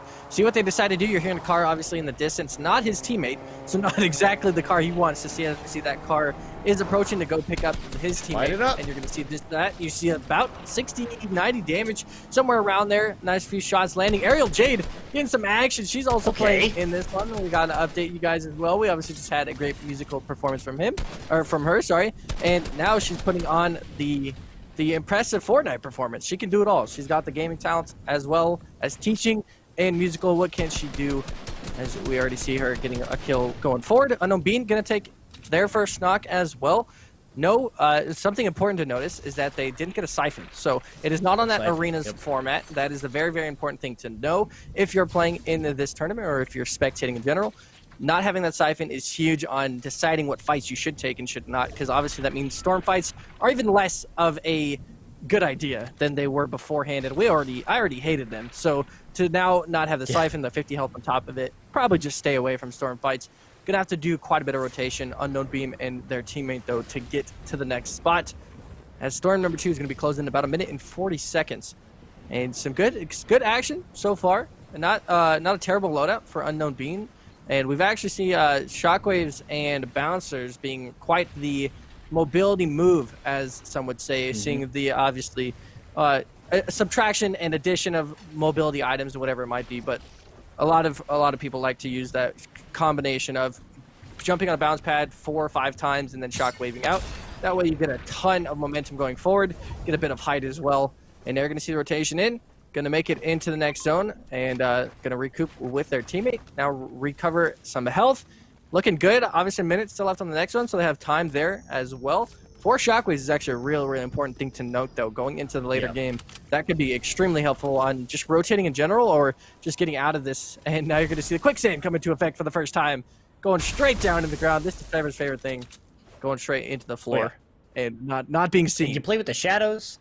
Play with the shadows and the crystals. As long as zone favors you, then you can just stay there all day.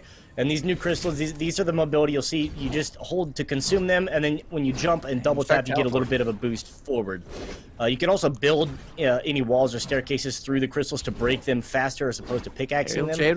But the fact is, you get a little more mobility to come in. This is the new addition. I mean, you mentioned the launchers and the grenades to be able that have been there for a time or two. As you mentioned, Aerial J popping up with aimbot there as well, picking up another. And this is the fact that, they introduced this aspect into this. Plus, you have the vehicles that have been in for a couple chapters now. And, I mean, with the knocks and the elimination come through, Aerial and aimbot look like they are not playing around. But the zone going to the northwest looks like as soon as it does, we'll be going. We see a little bit of Salty Towers going to be in that one. So Sway Sands, Coral Castle, Pleasant Park might be on the eastern side of that as well. But as far as the end game goes, if it continues to play towards Coral, it's going to be a problem because of everybody hates water fights. I mean, you hate water temples, you hate water levels, you hate water fights, and well, the whole Northwest has a lot more water than you really want to play with. Yeah, I think anyone can agree to that statement right there. As soon as you see a water level in any single-player game you're playing, or just any water anywhere, you're like, oh, I don't like that. Not a fan of starting this one out, because now in Fortnite there's sharks, which already I don't like water, and now you throw some sharks in there, I'm terrified. So, water's just not great in general. We do see some action going on. Obviously, we see Mike going in this one as well. Shaman there, we heard from him earlier, one of the Make-A-Wish kids that was able to get his wish to come true. He is participating in this as well, so we'll see how he's going to get on moving forward. And like we heard from him, his strategy, sit and play for placements, and so far he's doing pretty well at that, I'd say. He's at almost 200 health. Nothing really to worry about. We obviously haven't seen him get any kills, but he's not dead, and that's really what you got to look forward to. Ice Age Shen dropping quite a bit there in HP. Bambizzle going to take a fight here in Sweaty Sands. Nice little bit of damage to start the fight already, about 60 or so. Sage Shen is going to go down, so we did see their health bar drop quite drastically, and that is going to be the official knock and kill. Grenades firing in. Ooh, nice bit of damage there. 31 and then 99 on top of that with that grenade. Nice little nade coming from the top as well. Bambizzle. Gravity. Yep, caught the very slight edge of the ramp to not stop, and then just fell. You hate to see that. That's tough. Yeah, that definitely happened in one of my games yesterday, so I feel that as well. But with zone coming in now, coming up on the third zone, more water is going to be included in this one. A little firefight here. Good shots traded. Stab is going to be on the receiving end of most of that. Chug Splash is here to get a little bit back, but trying to build up and try to go on the aggressive up over the top. Has the roof over this other player, but now realizing got a 180 on this. See the feed lighten up. Once again, shotgun shot's not going to be traded. Stab's going to go down. And aimbot is going to be able to claim that one. Now looking to hope his teammate is going to be able to clean this mess up. He's just going to be crawling for his life. Not going to get there. Aerial's going to finish that one off for the teammate. Now a 2-on-1 for the two of them. Old Joker's going to be the other one here. Going to get tagged there. 21 traded back on the shield, but still standing on the staircase and trying to find an edit out and around as this rooftop. Great control here from what I assume is either aimbot or Aerial. Not able to let him build up and around. They're not giving him any escape out of this one. It's going to have to drop down here really high up. Is going to have to waterfall out of this one. Red Nose, you see picking up that kill onto Bean and the feed as well. So Red Nose picking up a quick 2 or 3 in the recent time here. Now Old Joker is just back against the wall with aimbot and Aerial Jade lurking in the shadows. It's only a matter of time. This is what I would do. If I'm 1v2, I'm just going to hide somewhere in the build and just see if I can survive to where the team has to rotate. Because he's got 15 seconds before this team has to start going to that next zone. So as long as he just stays alive, gets some more placement points, and just stays alive, I mean, that's probably the ideal play in this kind of situation, especially considering we've seen aimbot and Aerial pop off quite heavily in this lobby so far, and they are looking heavily for him, so he's got to be careful on peeking out over these ledges. Looks like they are going to be on the move, though. Don't think they've seen him just yet. Just stay still. Don't shoot. It's not worth. Does make that decision. Oh, He's been seen. Okay, yep. He's been spotted. Up. Enemy spotted. Bravo 6 going dark. Go. It's time. He's got to try and get to the rotation, and it's not looking good. There's a little concern there for a minute. You saw a couple people pop up on the side that had the angle aimbot, though. Just a quick one tap right there. Point blank with the shotty. That charged shotgun coming in clutch, and you saw those 2 red arrows pop up on the map very briefly. He was a little concerned because Joker didn't have a wall up on the other side, so susceptible to a snipe, but Aimbot and Aerial making their way in. Aimbot's got 3 eliminations to his name, and see what the move's gonna be as they make their way over to the island, waiting to see where the next zone does go. You see a lot of water here. See a couple players that are adjacent as well. Might be in the air, actually. Might have taken a rift, and they are going to be gliding down onto this. Going to get line of sight now. 1 quick tag for 22. Going to build this up, but they are not alone here. A couple more tags. It's not going to be enough to get the full, but now they have a pincer here between them. Aimbot and Aerial on the other side, just trying to break in through the walls. Charge shotgun going down. He's taking a lot of damage. Trying to have 36 health, and Aimbot going to have to take a step back. Has the minis, has the full shield pot to get up to the full 100 shield, but doesn't have any bandages or any medkits whatsoever, so for the time being, gotta hope that Ariel's gonna be able to hold up on this one while he builds out and look for this re-engage. You hear the shots down below, and the arrows stacked on top of each other, so now they just gotta find the angle, find the time. Quick peek right there, not gonna be enough. So both Ariel and Aimbot have linked up once again, and sitting on the high side, there is the love from the teammate. There's the medkit, so now they're gonna be back to full force, and this is gonna be right where they want to be. Yeah, the tactical assault rifle in the hands of Aimbot Axe here.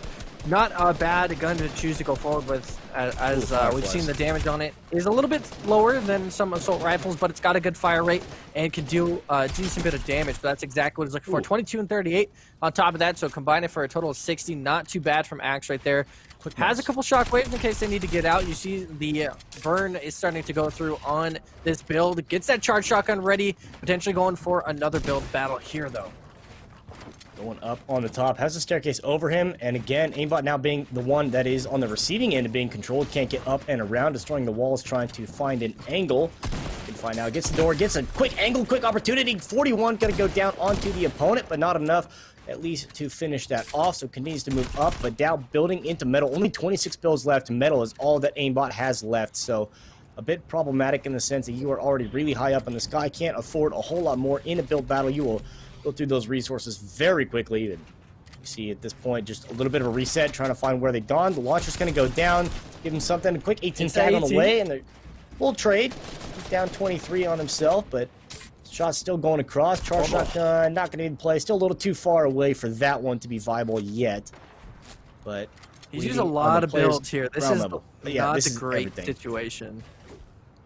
Considering there's still 6 teams and he's almost out, it's pretty rough. He has to hope for a decent amount dropped. It looks like Ariel had a bit of mats for him, so at least can get that trade off because now he's up to 73 builds after being at 7.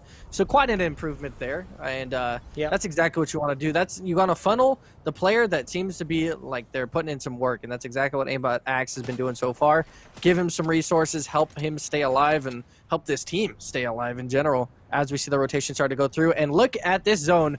Completely on water. You have it maybe a tip of Coral Castle, barely inside. Same with a small bit of a beach on the other side, but not a whole lot of land left alive in this one. And you can see the teams that have made their mark on the sides of the sand, and now going straight into the water is the next zone where we already have a team located. So yeah, this is not what you want to look for if you're one of these teams in this game, though. This is quite bad.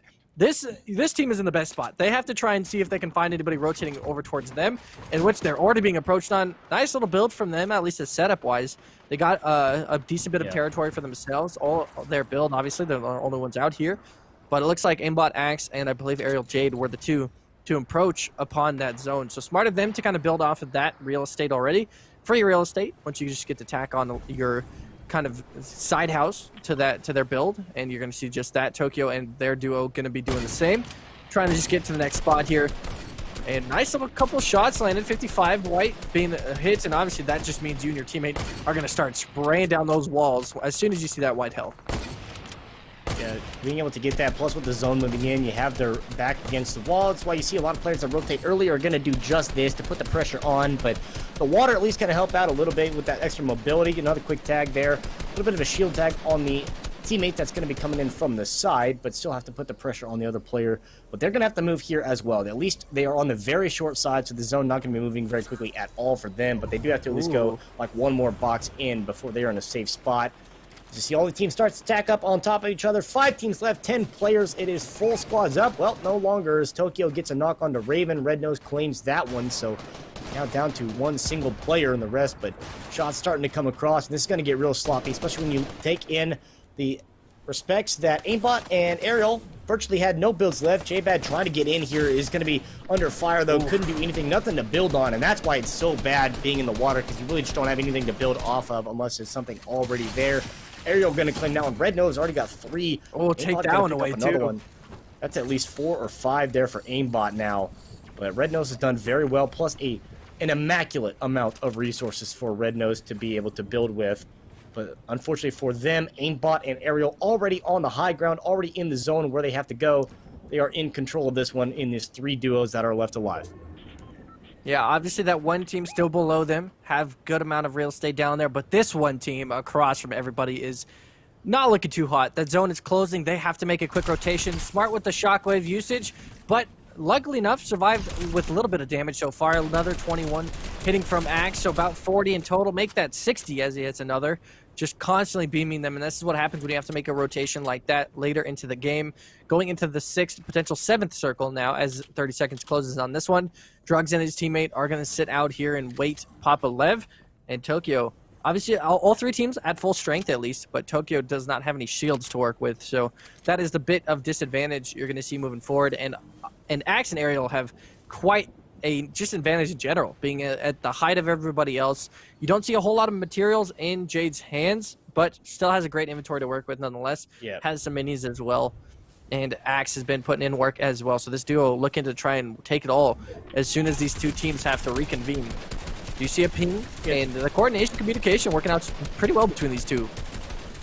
Yeah, they're doing very well for where they're at. They got enough ammo to be able to deal with this. And, you know, as long as you have enough materials at this point to be able to waterfall down, Aerial gets one-tapped there. I don't know what Red Nose just shot her with. That's a legendary sniper.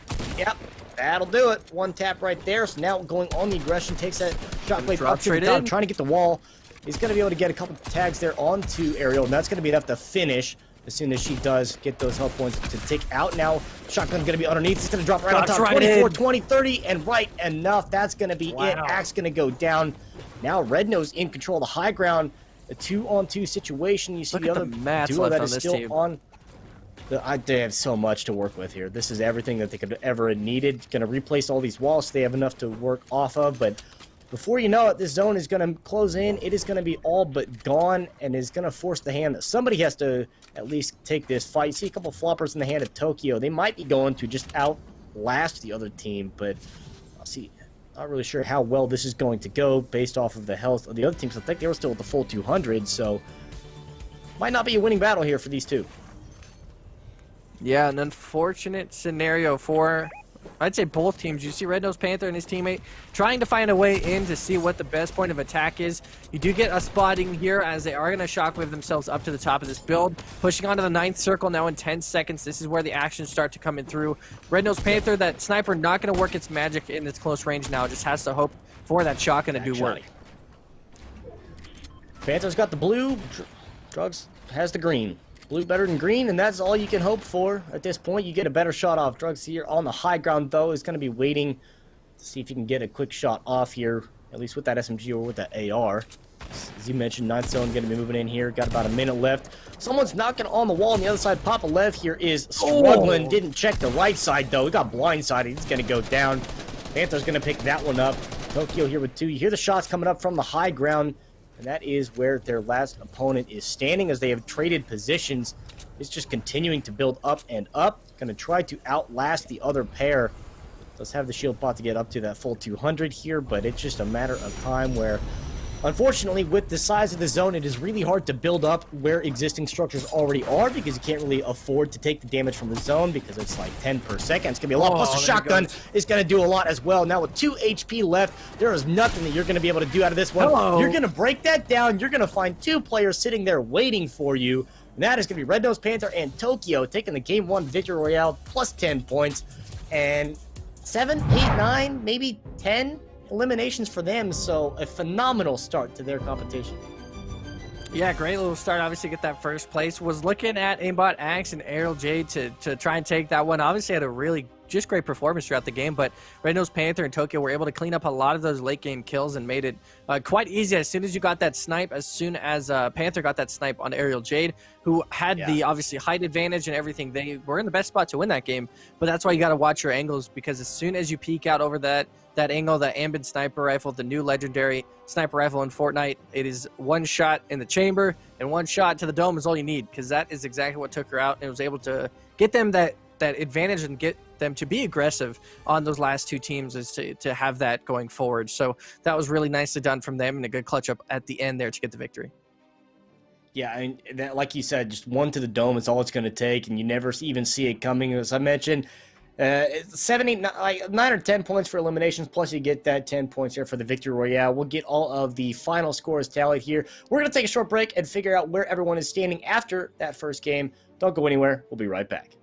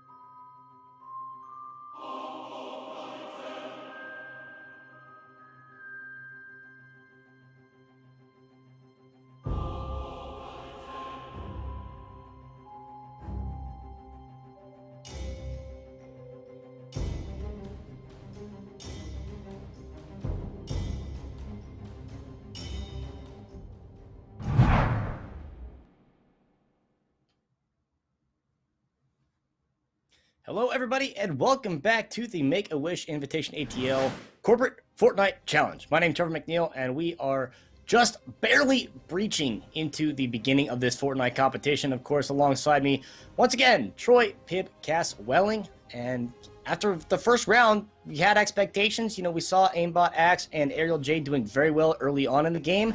Unfortunately, as we mentioned, that new sniper rifle is something they have to deal with. So, any impressions coming out of round number 1?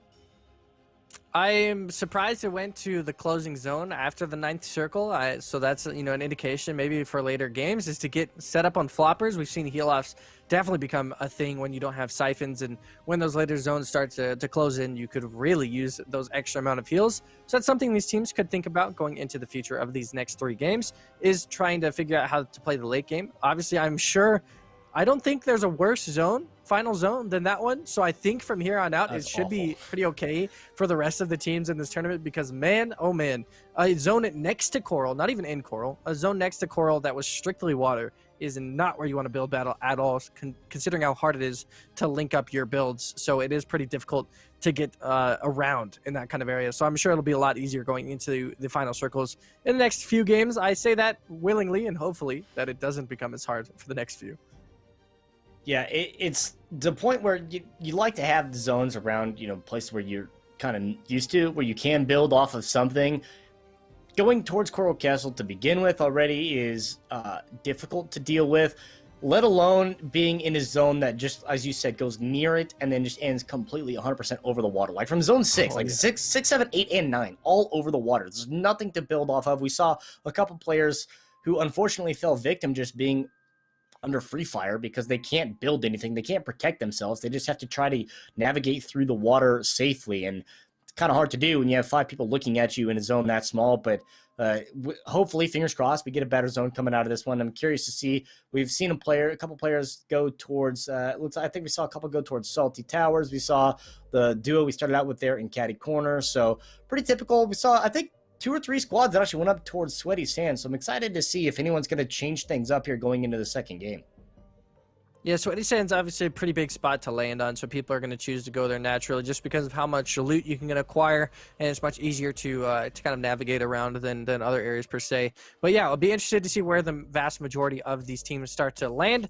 Obviously, you know, going into the professional scene, FNCS and tournaments like that, everyone has a specific drop. They practice it many times. They know chest spawns, all that kind of stuff. This is probably a little bit different as far as spawns goes. If they didn't like where they dropped this time, probably going to change it up the next time and see if that one works out. If not, change it up in the third game. So it's kind of like that constant wave of trying things and seeing if it works out. Obviously, I'm sure a lot of these teams still have specific locations that they are wanting to drop. So we'll probably see that in game number 2. Of course, this is game number 2 of 4 here for tonight's corporate challenge. It's partnered with Make-A-Wish and featuring Fortnite. Of course, my name's Troy Welling. Next to me, Trevor McNeil, and get into game 2 here shortly. But interested, so the last team in that ended up winning that game was Panther in Tokyo, who was actually in the worst spot, I think, in that before that snipe was in the worst spot by miles as far as rotating into that 7th zone, I believe.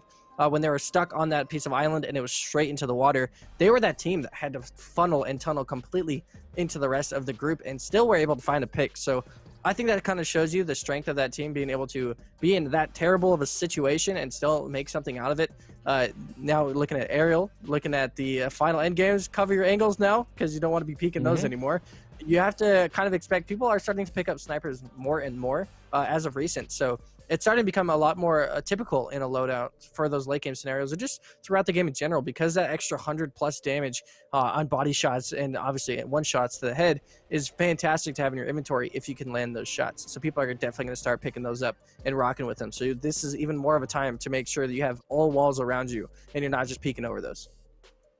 Yeah, and we give credit to that. You know, we saw Aimbot, Axe, and Ariel getting a quick 4 or 5 eliminations kind of earlier on, able to pick up a couple of duos and pick them off in the beginning stages of the game. So wondering maybe if they got a little too comfortable, you know, just thought that based off the experience we've had already, this is going to be a wash. We're going to be able to take this, but, you know, you live and you learn. So, you know, some of the other events that we've been able to cast together, you know, we'll have 5 or 6 rounds. So you can kind of afford to give up a game where you're like, well, we didn't play so well this time. We didn't place as high as we wanted to. Of course, placement points are a thing, and this one, the Victory Royale, gets you 10 points.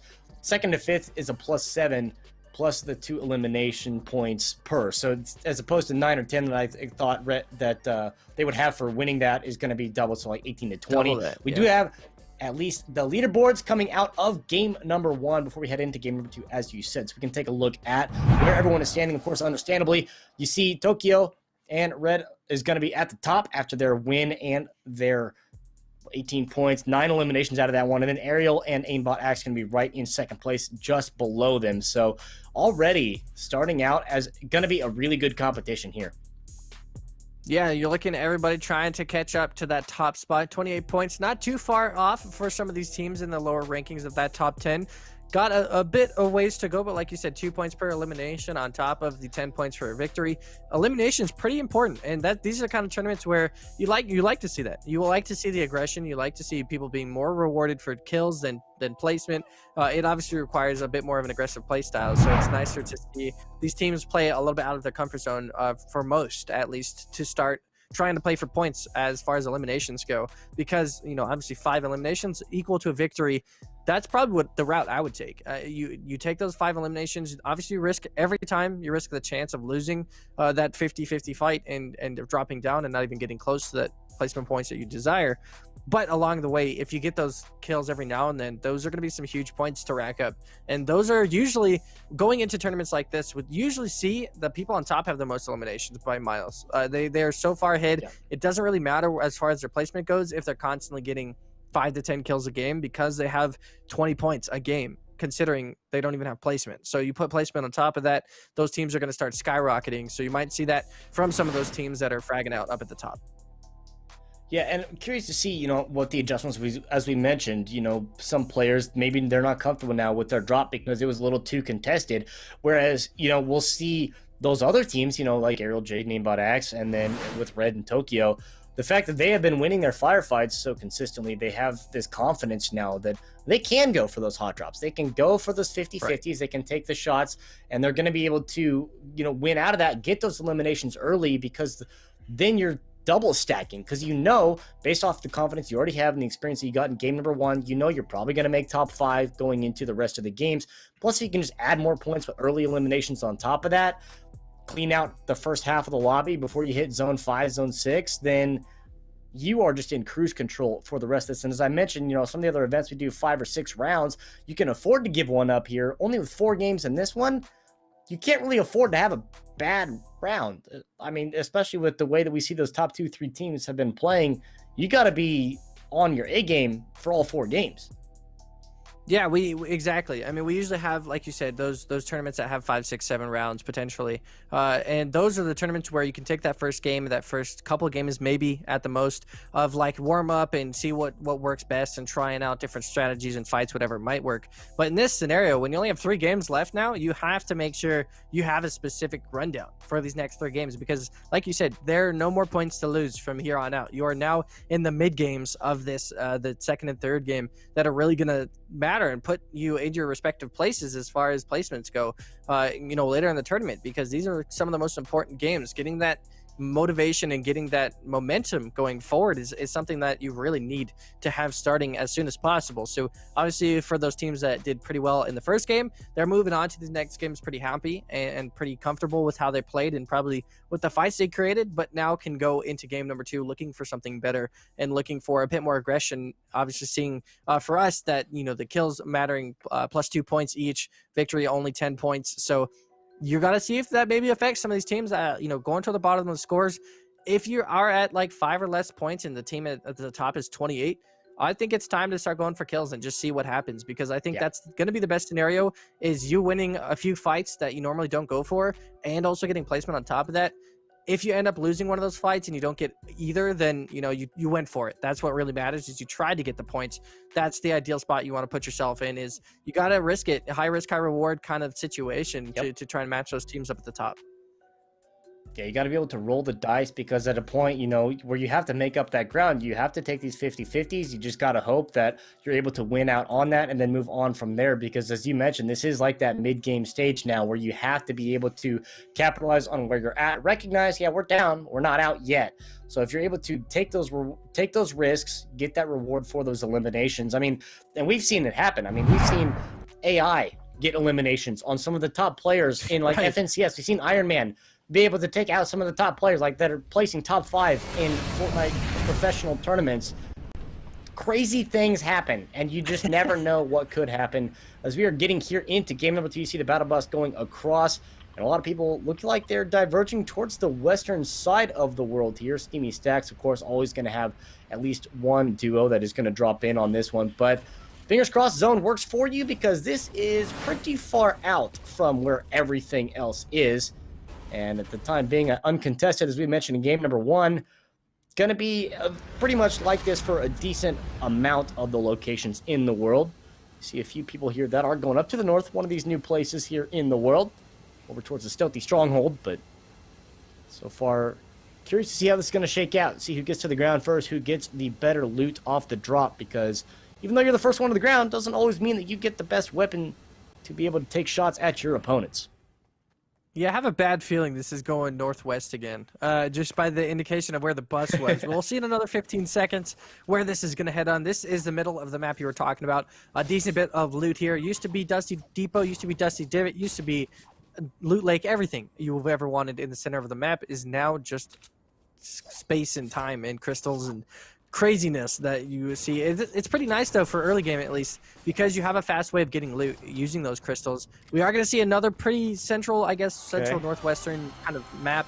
Not too bad though. No chance realistically it goes towards Coral here, which is at least some good information for these teams moving forward. But if you're one of those teams that keeps dropping caddy corner or the bottom right of the map, retail row, you're not too happy with the way the 2 rotations have gone so far, as we see Fly Sky here just getting some extra materials, getting some momentum going forward. And this is going to be a lot of new territory for people that are new to the game or haven't played as much as others. Getting into some of these central parts of the map, obviously the newest parts of the map, is going to be quite confusing for some that haven't traversed it before. Obviously going into the Coliseum or Salty Towers, couple things that really could require you to know a little bit about your area, and especially the quicksand.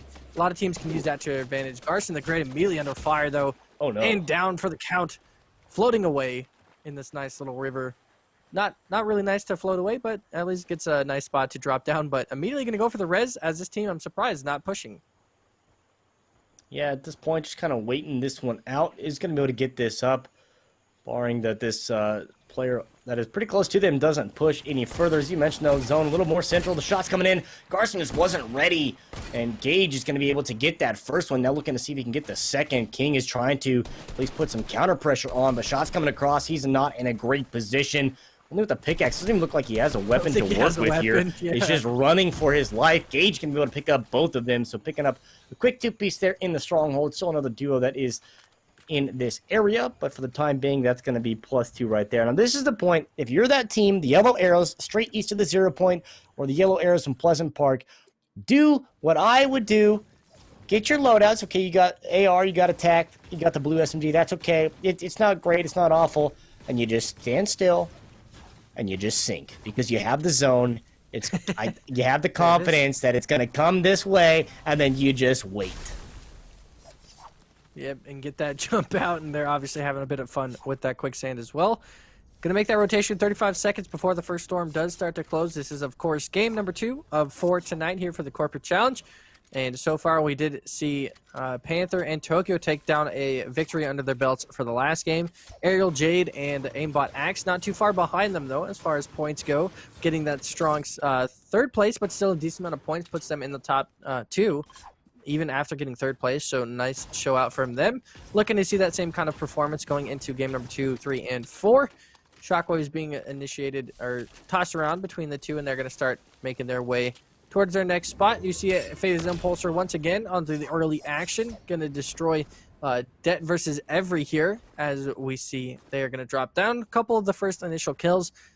First zone starting to close in here shortly. Everybody at Retail Caddy and Misty Meadows going to have to start moving on forward. Pleasant Park drop, it looks like, from Drew and Toxemic Power. Going to start their move. Ice Age Sen going to drop down once again early, but to the hands of the previous victor, Panther. So I always look at that as, hey, if I lose to the team that wins everything, I think I'm okay with that. Yeah, you feel good about that. Granted you took an early L, but hey, you know what? They're the guys that won it. So by transitive property, I feel like I kind of won it too. You see, as you mentioned, though, a few teams that here are in Sweaty Sands. Red Nose and Tokyo, the team that is currently sitting in first place, do have that 3-point advantage, as you mentioned, over Aerial and Aimbot Axe. As they are making their move in, Red Nose in the truck. Tokyo is going to be able to hop in the back here and watch this one and just emote while they're making their moves here. Looking for this player. They do see one here over the fence. It's going to make this rotation around. Tokyo going to be able to get the quick one tap. Bambi just had no idea. Didn't stand a chance at all. Might have been distracted there by that truck, but they're going to pick Panther, up one. you didn't have to park the truck on the loot. You could have at least parked it somewhere else. It's about made it sending a quite message. difficult to pick up everything. It is. It's about sending a message. Be like, you know what? We destroyed you. I just had to sit in my car. Didn't even have to hop out. Let Tokyo do the work. And simple as that, as they clean out another team here in Sweaty Sands, which is also still in the next zone. Toxic Power is going to drop down, so the team that was in the taxi now not arriving to their destination, as we see one of them drop in the early. See if that does continue, as he does go down completely, gets knocked out of game number 2. Hopefully his teammate can get him back up and win that fight. First of all, I guess that would be the main priority, is to win that fight. That way they can get that res. First zone starting to close in now. Another couple teams approaching Sweaty Sands from the distance. Interesting, considering it's on the edge of the zone. A lot of the time, you want to stay towards the central parts if you're going to rotate, because of the kind of variance that the zone could take going into the early part of the game. Right. It could completely drift so far away from Sweaty that you're just in a terrible spot. Early action, though. Sweaty Sands, as we see, that is going to be Tokyo and Panther finding some more. And they're just going for those quick shots here. You just want to take a nice little dive off the ramp in the skate park, and suddenly these two bullies come in and start taking your lunch money. Yeah, this is just not the place that they want to be. Red Nose is just going to be able to take out both of them and pick those up. So at least 3, +2. So he's at 3, Tokyo with the 1. So 4 eliminations early on. You see another duo here in Sweaty that is really relatively close to where they're at. See if they're going to be able to do anything. And this is unfortunately J-Bad, I think we saw them take a 6th place finish out of the last one. J-Bad was the one that was in a spot that was unfortunately going through the water and couldn't do anything, and Coral Castle right there. So problematic for them. And now it could be even more problematic, as you have the team that just won very close to where they are at currently. Decent loadouts. Unfortunately, I just don't think they're expecting the players that are going to be right behind them, and the way that the angles are of approach could be problematic as to where they're coming from. Might have been spotted out already, and this is a little precarious for this duo, hoping to survive a little bit longer than where they're at. And we do see J-Bad just going to try and make his rotation. As I predicted earlier, though, the second storm is immediately going to drift so far away from Sweaty Sands, and they have quite a bit of ways to go. You can see just by the indication from that white line on the map that they have a long ways to go. But it looks like, once again, Tokyo and Panther are going to find some action immediately, as they're just going to try and sweep everybody from Sweaty Sands. Oh! Okay. That's one down. Well, a little greedy right there by Panther, and good edit by J-Bad with the shotgun to be able to get that off. Down with the tack, turn the corner. Staircase going to go up to protect, but he only got 18 health to work with here. Tokyo gets a knock on his teammate. Now it's just running and waiting to see if he's going to be able to find this. Wall's going up here in between, but got to find a place where you're going to be able to pop this med kit or take this fight and end it, because at this point, Tokyo, you can imagine, had they taken any damage, is going to heal up to the point where they're happy now. Going to cancel that and look to see if they can, at least, if not get the res, look for where Tokyo has gone. But surprising enough to be able to get the elimination onto Red right there. Panther going down is pretty big. You got to hope Tokyo's going to be able to pick this up. Unfortunately, canceling that channel of the med kit, it could have been done and dusted by now. Could have got your teammate back up, but here you find yourself in this position. And another duo on the fringe, little beach vacation, making their way in. Candy Cove, we saw a couple eliminations already for Candy Cove here. Tokyo does end up getting that second one, or getting the fold rather, onto Chubby. So Chubby was down and waiting to see if the other teammate in that 1v1 going on over there. But as you mentioned, another duo here.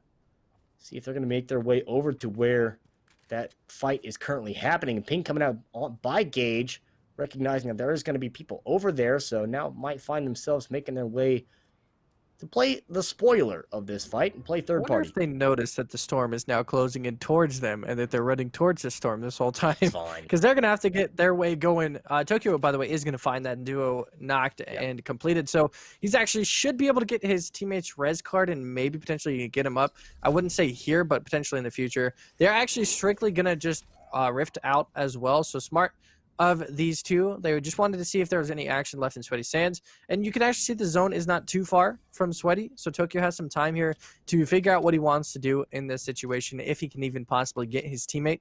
He also heard of the dual rift out of this situation. So he's going to know that there's a team close by, and they probably rifted straight to the next area next to that closest location where Axe and Aerial Jade are at, with a few other teams. Salty Towers going to be that main focus here, it looks like, in the next center of this zone. 11 teams left, 21 players. So we did see that one team still by themselves. It is going to be Tokyo. That is the only single player left alive now. The previous victors down a player, but we'll see if they can get them back to full strength, as the rotation from where he's at, Sweaty Sands to Salty Towers, might be a rough one, considering the type of teams that are sitting here in Salty Towers.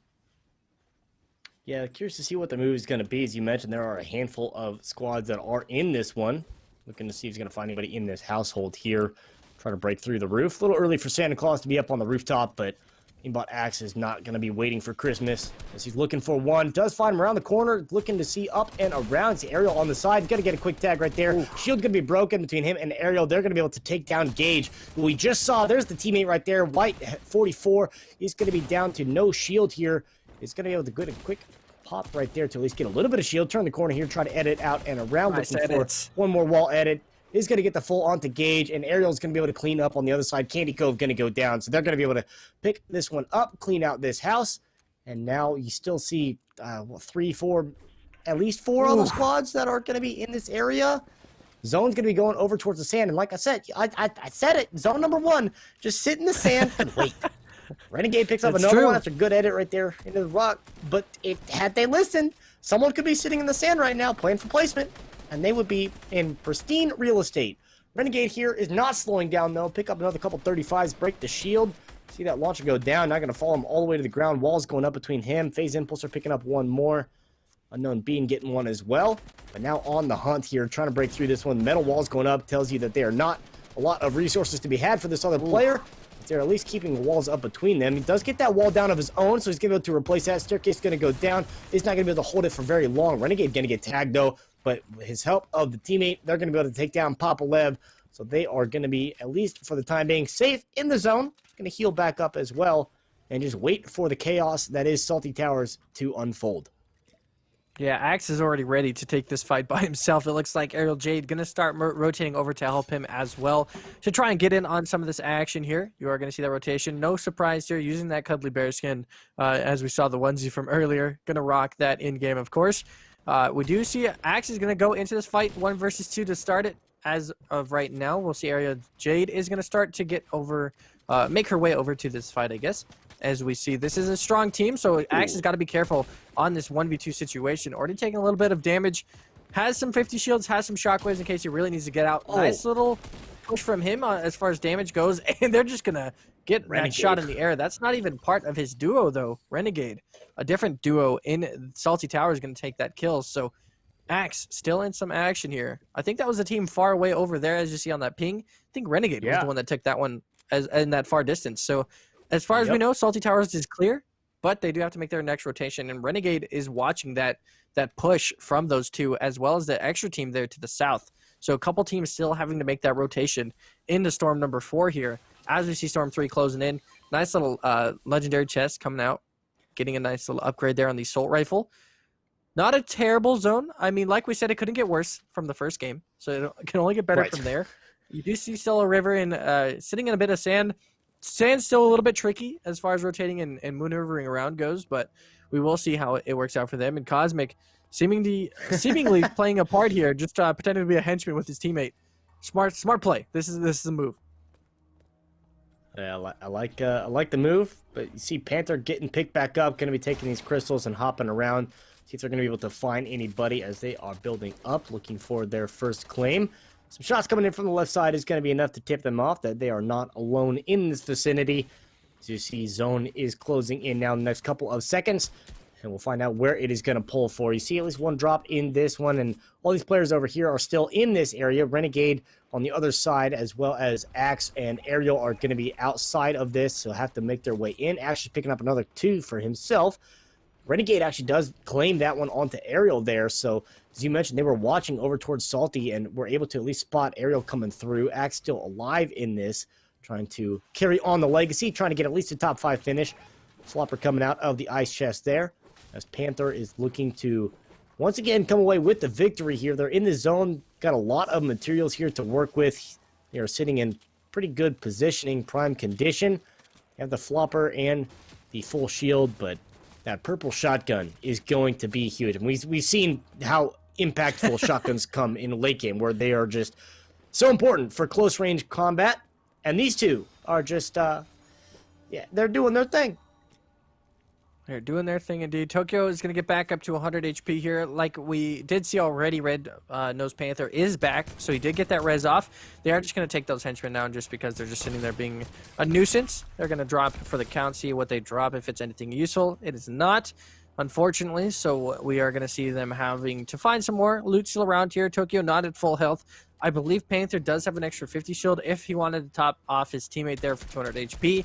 But a pretty nice inventory for Tokyo, at least. I think Panther's slowly getting there as well, trying to recover everything that he once had.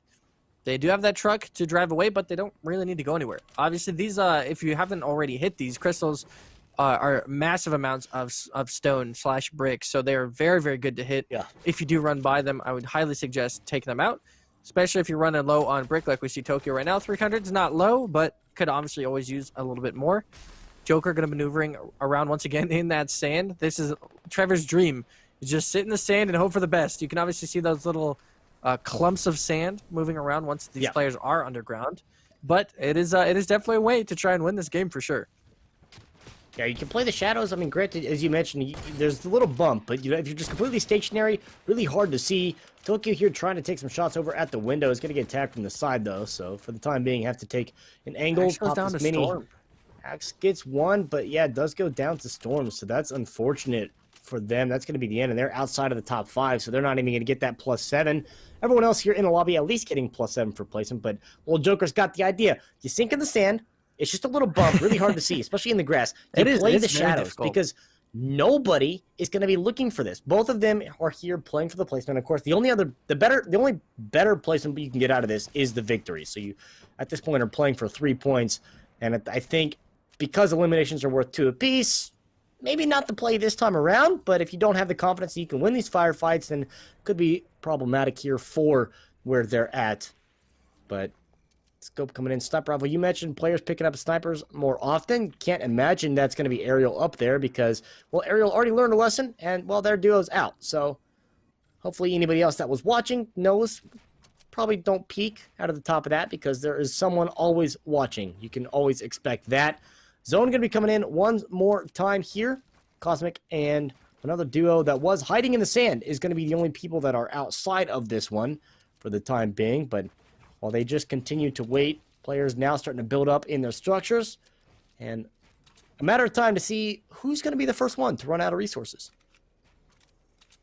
Yeah, we do see the other teams having to make the rotation. Obviously, 2 teams not at full strength here. So 7 players in total make that, well, 8 players in total make that 7 as Cosmic Pancakes, one of those solo players to drop down here. Your boy West going to take that one under his belt with that bolt action, I believe. Ended up sniping, getting that headshot. Going to take a nice kill. And obviously the other solo is going to be Ariel Jade. We did see Aimbot Axe drop down the Storm. Don't know if he got picked up. I'm assuming he didn't just because he dropped in the Storm. It's really difficult at this stage of the game to try and get your teammate up in the Storm. As of right now, Stably Inc. and his teammate Joker just going to keep moving in the sand. And if it's working, don't fix it. I mean, they are just sitting there getting some placement points. Obviously not racking up the kills, but at least getting some extra points here and there as far as game 2 goes. Any points matter going into the next few games, like we said, on a short list of 4 games instead of the usual that we normally see from tournaments. You see 5, 6, 7 potential. You see 4 now, so every point is going to matter, and especially in this case, just getting that extra couple of placement points by sitting in the sand, I would do the same. You see Renegade box you, I believe, by himself as far as this goes. So that might have meant that Ariel Jade was able to pick up Axe, or she died. One of the two I might have missed.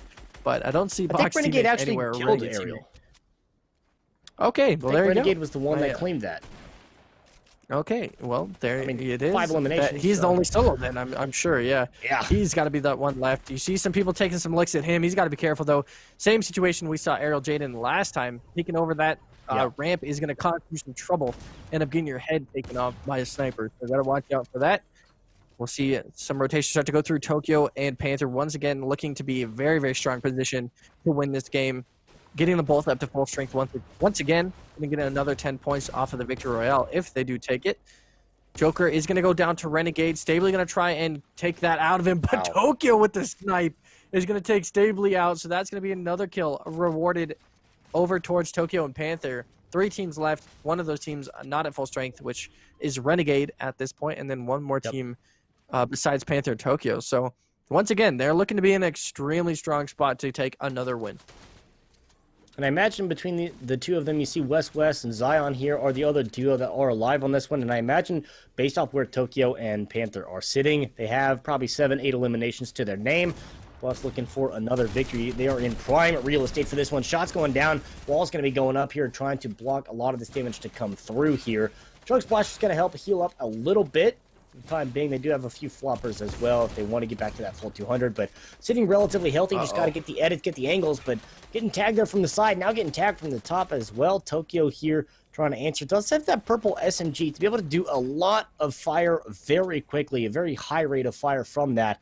But meanwhile, Renegade just on the top, as you mentioned, the only solo here left, 1-on-2-on-2, is going to be able to get a couple tags here, is just trying to do just that. High ground, more often than not, always pays dividends. And you see Renegade here with free fire. 400 rounds here in this Scar, plus that purple shotty is going to be able to do a lot of damage if anyone tries to challenge. Unfortunate, though.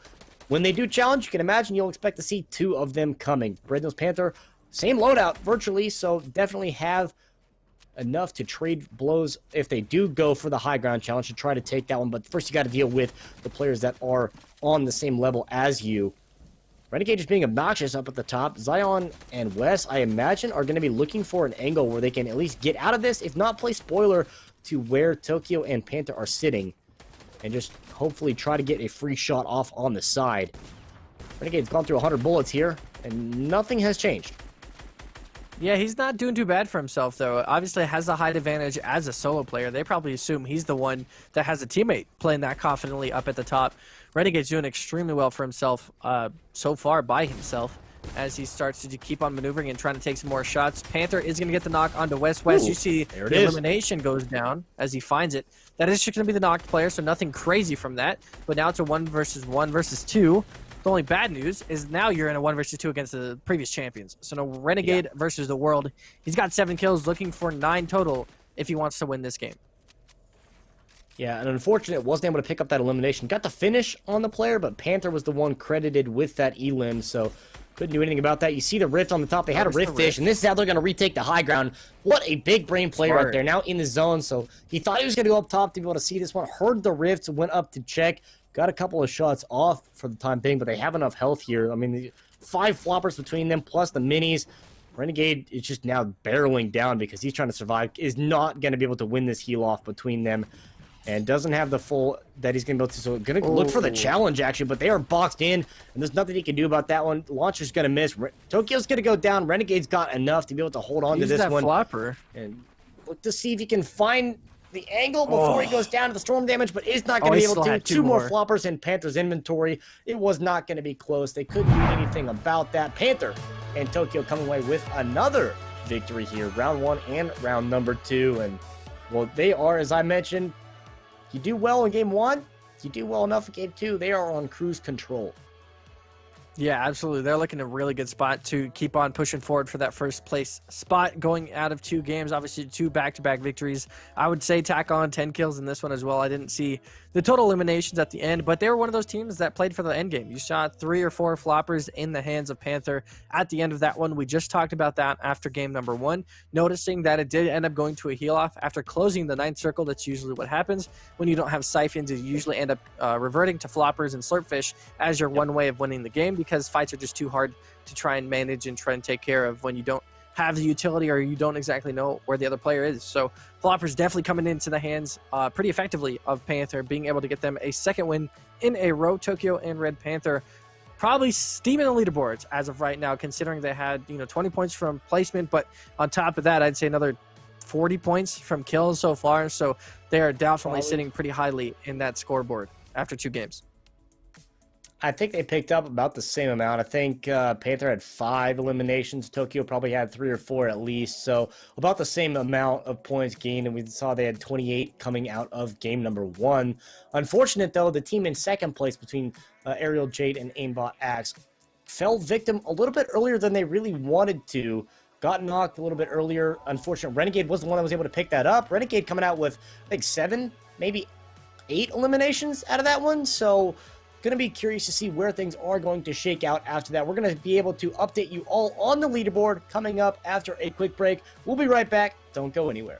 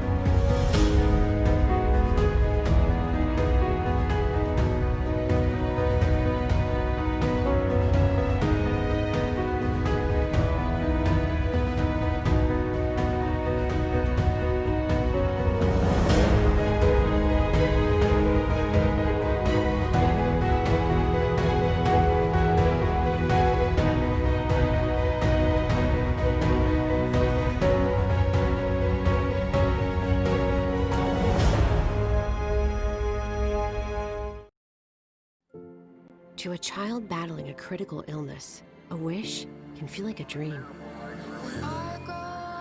But it's so much more. Wishes are an important part of medical treatment. A chance for kids to see themselves differently. Wishes can give kids the strength to fight, to get better, to grow up. Where there's a wish, there's a way.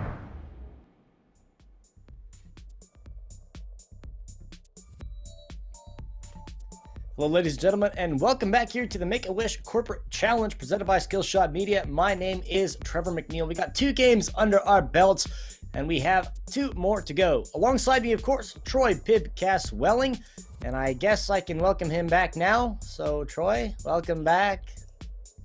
Thanks, pal.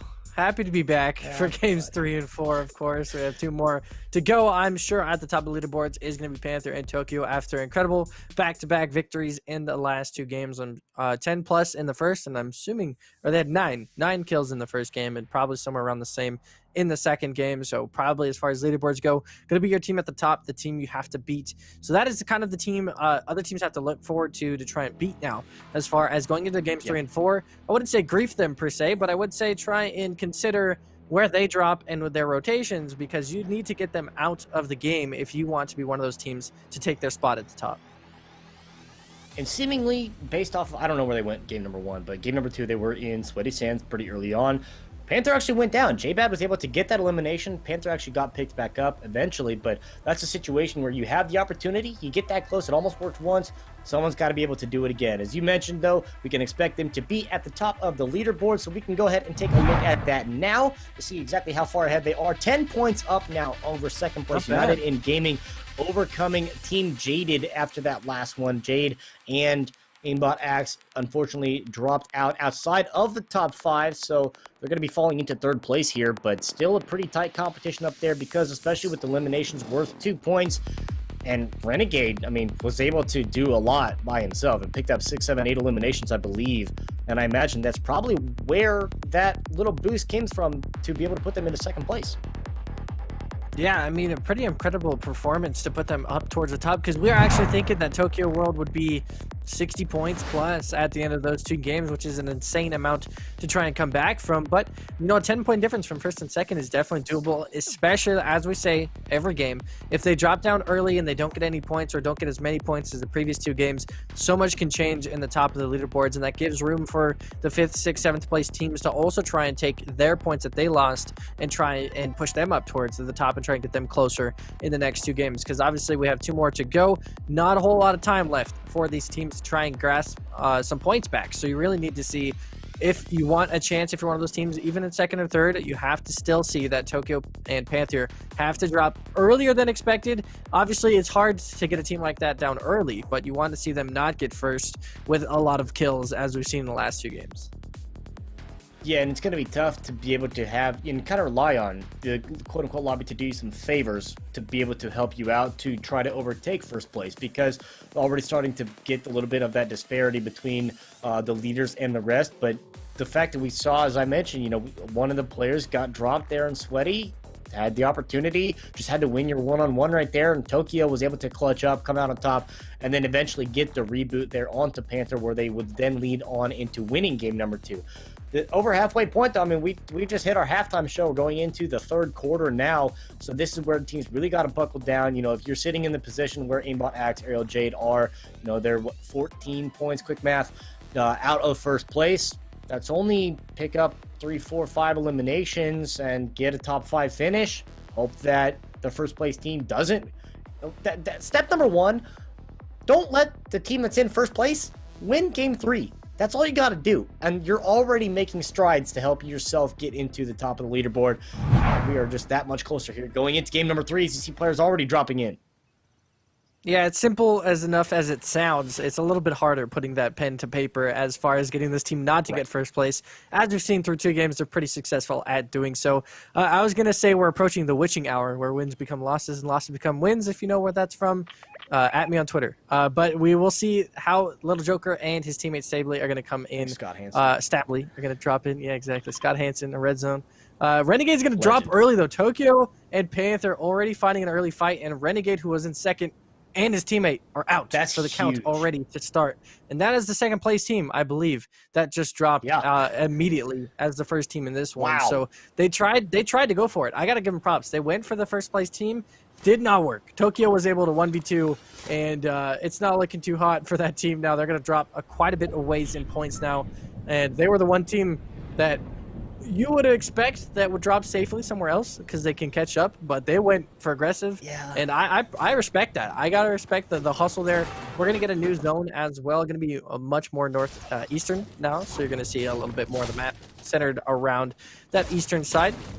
But yeah, what a start from Tokyo and Panther. I mean, to be able to get the second place team out already as the first team down, you're looking pretty good for the rest of the next two games. That's incredible for two separate squads. I mean, we're looking to see if we're going to be able to have a fight here up at the summit as Unknown being here. Immediately, they always just seem to drop right kind of around the area where another team is, so see if they're going to be able to come away with this one. Charge shotgun and 8 shots is not a lot to work with here, but going to have to make do with that as he's just waiting. You hear the chug splashes going down below him, see if he's going to find an angle, at least get a jump on an unsuspecting player. Would imagine at this point that he was able to drop down after these other two, so they might not even know that Unknown Bean is here. There's one right there. Grenade's going to go down. He's going to be able to find that SMG, though. A lot of damage come through. Quick 21 is going to be able to get the knock there onto Skulls. And as expected, they just had no idea that Bean was really there. Able to get that freebie on the back side. Clutch that the SMG was there. Now he's got an upgrade to the green SMG, so it's going to be able to do a little bit more, but you know that there's still at least a +1 somewhere around. Wouldn't be surprised to see if this pickup is trying to go off. They are going to get that one, going to peek around the corner. He's going to be spotted, going to turn the corner. Even with a little bit of shield, is not going to be able to do anything else. So he's going to pick up the 2-piece right there. Bean going to be able to clean up house here at the summit.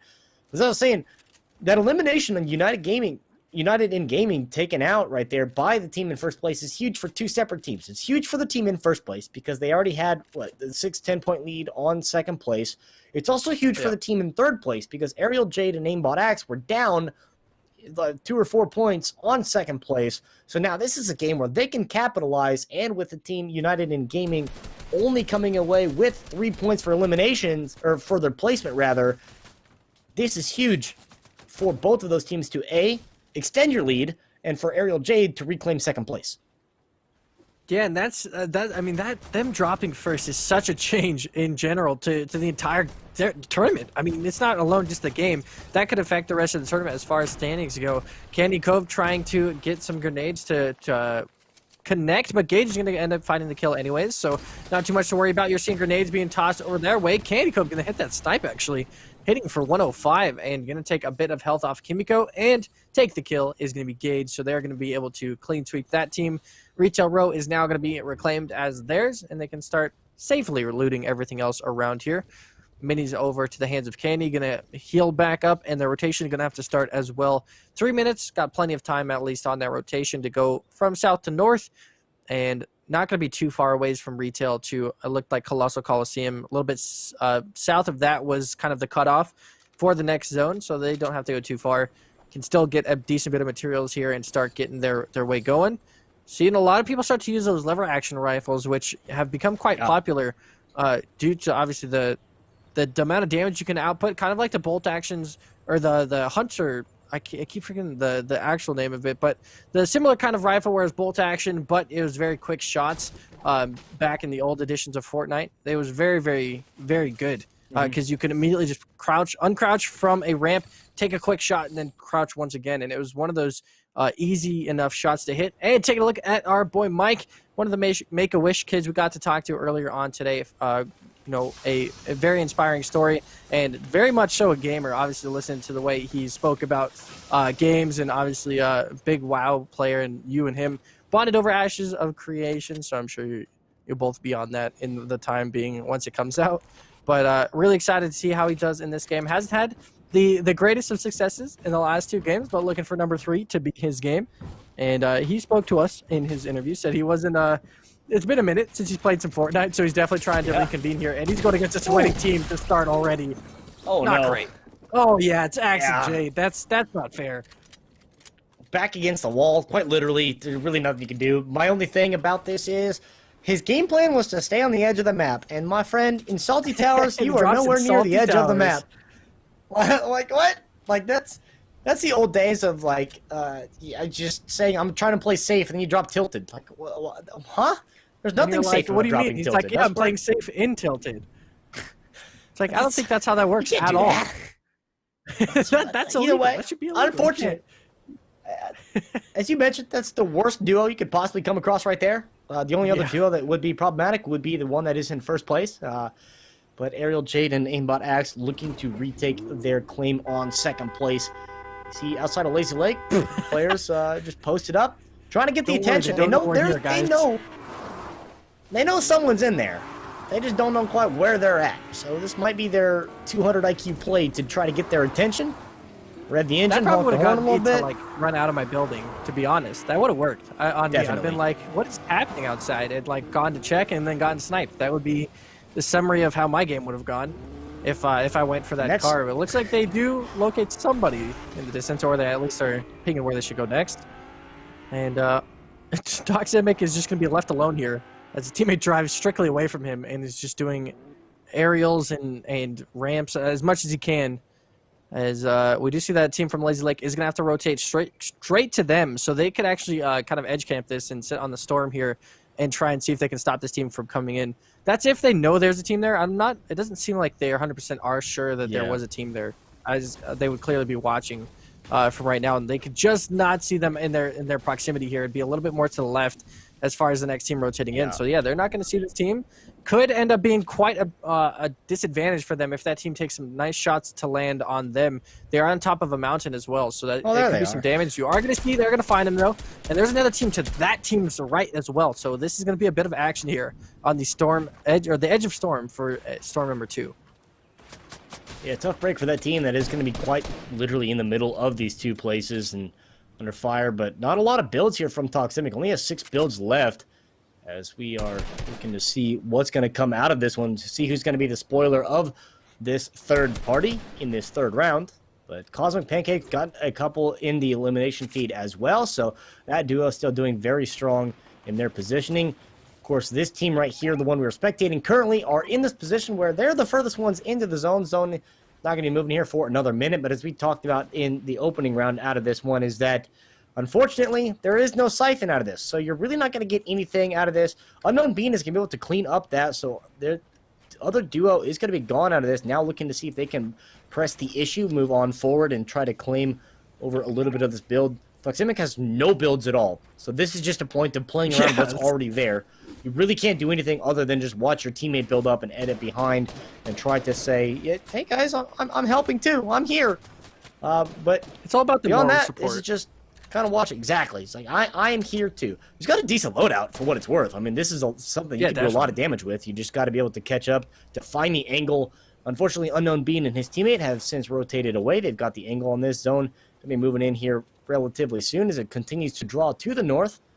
And for the time being, it's just a running simulator, 2020. Yeah, welcome into DayZ. We're back. As we see, Ariel Jade's going to take down one. Axe is going to get traded, and Ariel Jade's going to be able to take down the official kill, but it looks like still in a 1v1 over there. Interested to see how that fight goes because Axe is down. Just left to Ariel Jade against another solo player to see who wins out and who gets to res their teammate in that scenario. Do you see the team in front of Toxemic was able to get that crate and start pushing their way towards the next one? Gonna, looks like, take that river towards their next rotation. Obviously, rivers, if you go upstream, really fast way to get your way into the next zone, which could have been the choice there, but instead, they're gonna rotate, keep on going towards land. Colossal Coliseum just on the edge of this next storm. Looks like most of it is out, though, so the next rotation is gonna have to be more northwestern, or northeastern. Jade is going to Axe back up and drop a med kit. Has some minis as well. Looks like Axe is already set up on the shields, so just has to use that med kit. Jade going to wait on this rotation. Looks like that team did leave him alone, or they won the fight. Either way, looks like still to be a good spot for them once Axe gets it back to his full power. Toxemic power, speaking of which, power is going to drop down there. Nice little loot being picked up. This is from that last kill. Lever action rifle going to, I'm assuming, be picked up. A little bit of a bit of both there, lever action and the bolt action in the hands of that last player. So going for the aggressive snipes, I like to see that. Yeah, on the other side, Drew was able to pick up the full kill onto both of the other players, Bean and it's time. Neb, so was able to get that 1v2. See what Ariel and Axe are going to do as they make their rotation in just to the north side of Colossal. Of course, as you mentioned, northeast on the zone, Gage and Candy going to drop. Ninja going to be able to pick up both of those. Not the Ninja that you think, but Ninja 507. This is the 507th iteration of that Ninja. There's probably an army of Ninja clones. I mean, he's got enough money. He could probably afford that. He can start a cloning machine, no problem. We do see Ariel, Jade, and Axe on the rotation through the sand. Looks like they did split a ways quite a bit here, so Jade's going to notice that and probably try and reconvene with Axe. See where the next zone goes as well. Third zone going to start closing on in here, and just on the edge of that is going to be Coliseum, but a little bit of an island is here forming in the middle, separated by rivers. Muffin Bro trying to look for those sand monsters, the sand shrews that are in the sand lurking around, looking for those extra clumps to see if he does find any action.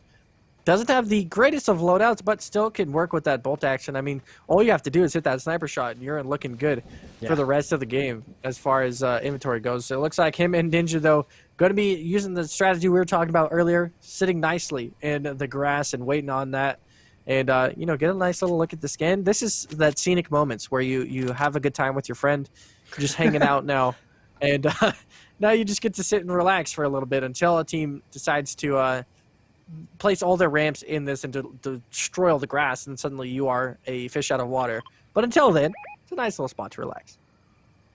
And the thing that's curious enough, you know, a lot of the other competitions that we commentate, you'll see a lot of players as they move in, maybe not necessarily zone number 3, but zone number 4, zone number 5, players will start to really post up around the perimeter of the zone and just kind of watch as other players make their rotations in and see what's going on in the middle.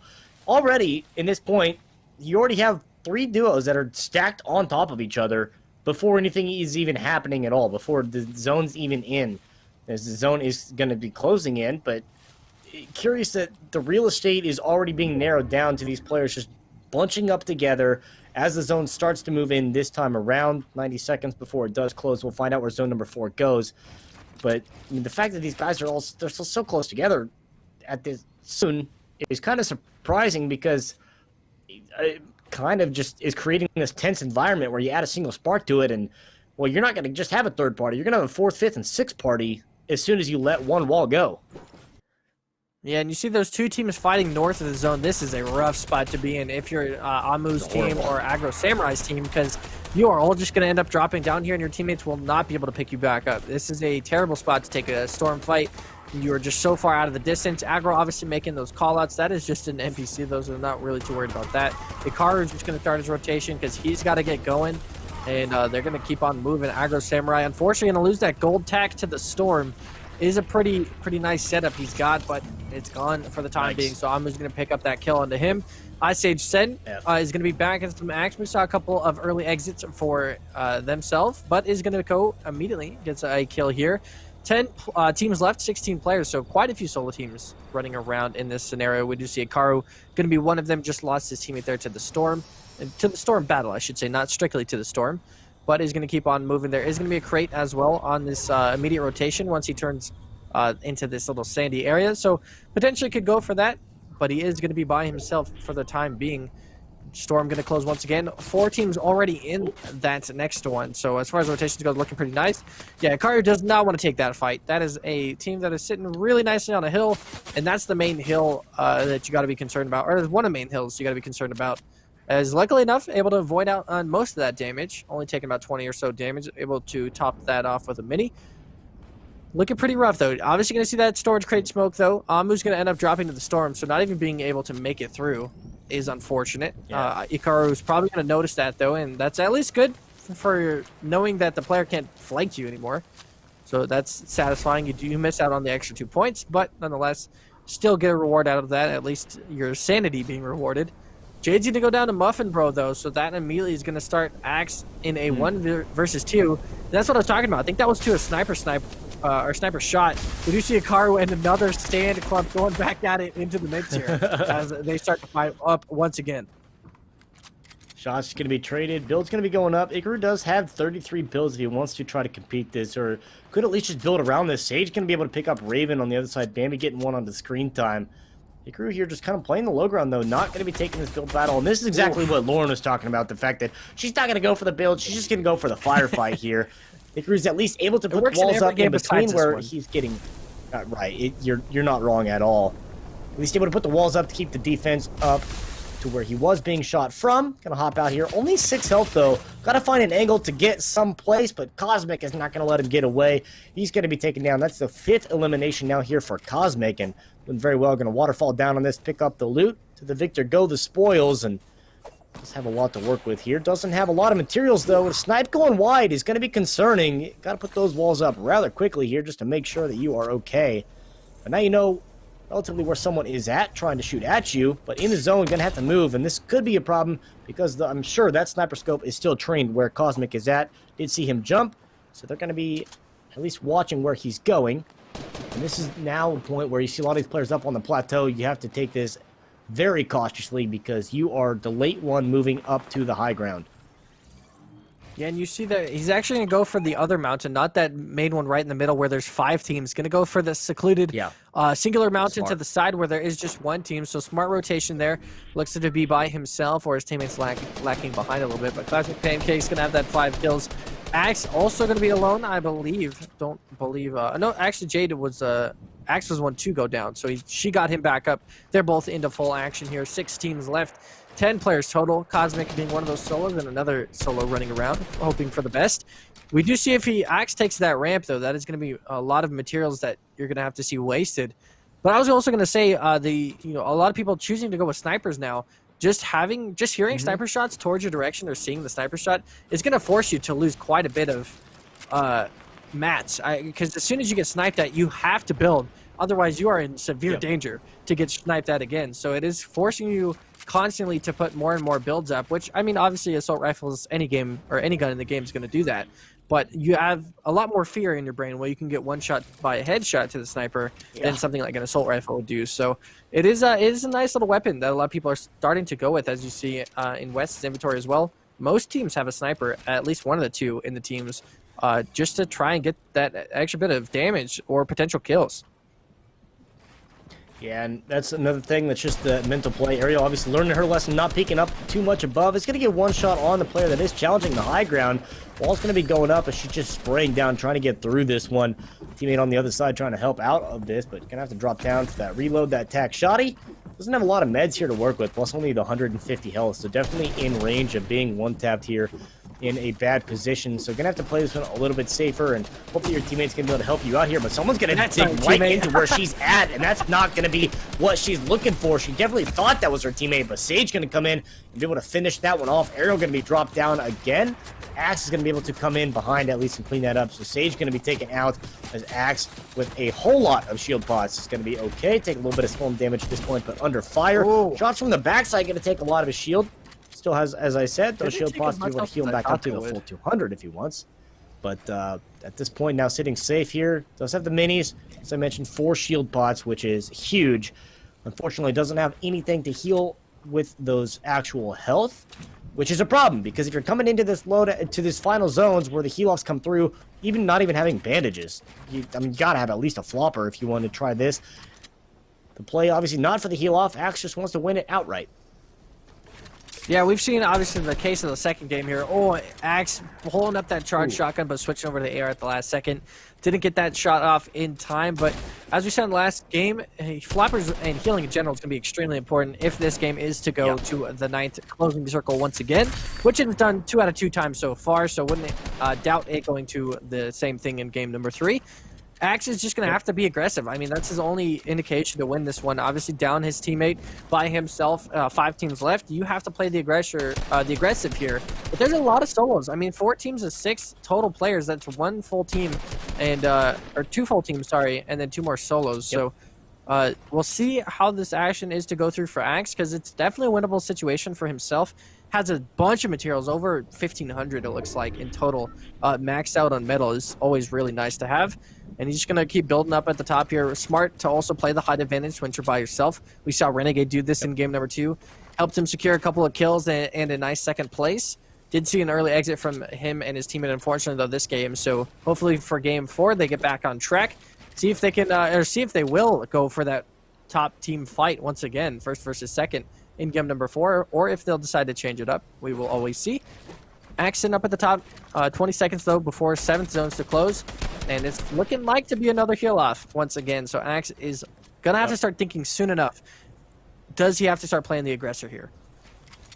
And even to the point where you talk about the points of first versus second, you look at where Axe and Aerial Jade, they dropped to third. Even with the 2 eliminations that Axe has, he's going to be enough to give them that boost over the top of this, plus the placement points they're getting, plus whatever eliminations Aerial have, and Zion under all kinds of fire. We talk about high ground pace dividends. That is exactly why, especially if you have it coming from 2 different angles. You get the crossfire set up. Zion goes down to 20 health, has to use pretty much all of the shields, does have the 2 minis left, but again, another player in the inventory with no bandages, no medkits, no floppers, nothing. So Papa Lev, currently the one that we do see that has any sort of healing, with the 2 medkits in store, but if it does come down to the heal off, of course, as you see it, when it comes down to the point, you got to take that first tick of damage, because obviously you can't start channeling until you have at least some missing health. So you got to take a step out, go down to 90, and then start to channel before the zone actually does close if you want to get that medkit fully off.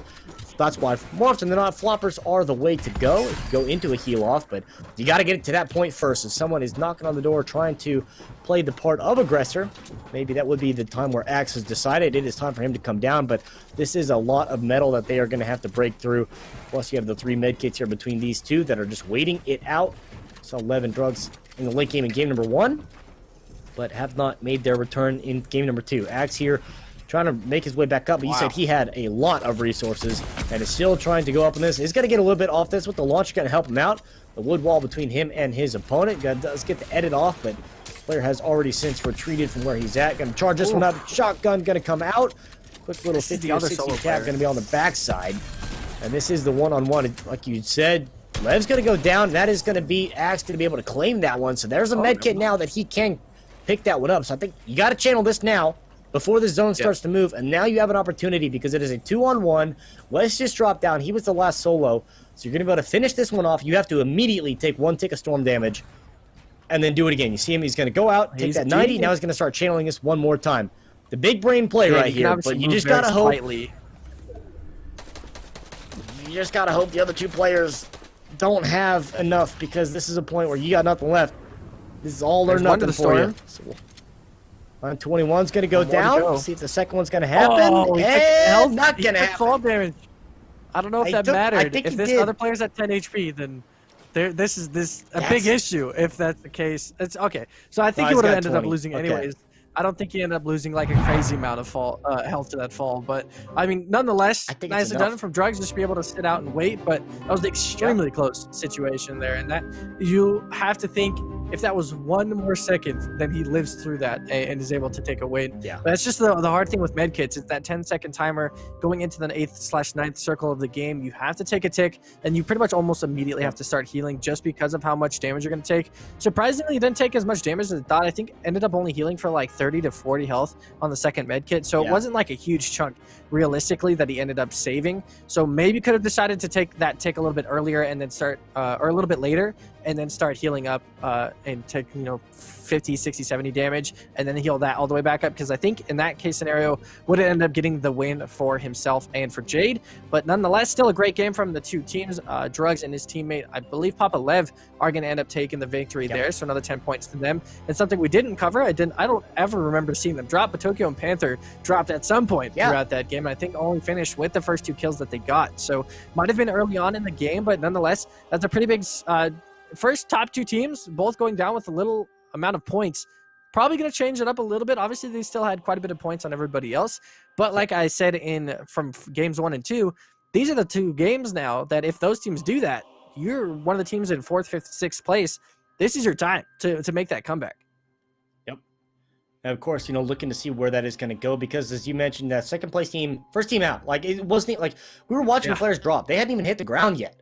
And the second place team was done and gone to the team that's in first place. So the fact that you have this sort of opportunity for Axe and Jade then to step up, and, they got that close, 20 health away from coming away with the victory, and, hands are shaking, nerves rattling, whatever it might be. The fact that it was a little bit early on that one. Exactly. It's so dumb. Knees weak. Arms are heavy. Anyways, the team in third place, that they have the opportunity here to step up into this one. And then you look, as you mentioned, 4th, 5th, 6th place. There was a 10-point lead in first place. Tokyo and Panther had that 10-point lead going in. Second place gets 3 points for placement out of that one. So, place with the eliminations that they were able to get, Axe and Ariel at least going to be moving up into second. But as you mentioned, though, we have no idea where that first place team really went out in placements, because I'm right there with you. I don't remember seeing what place they actually fell out of this, but I'm not here to do math. That's not my job. We got people that get paid. They're paid professionals for that one.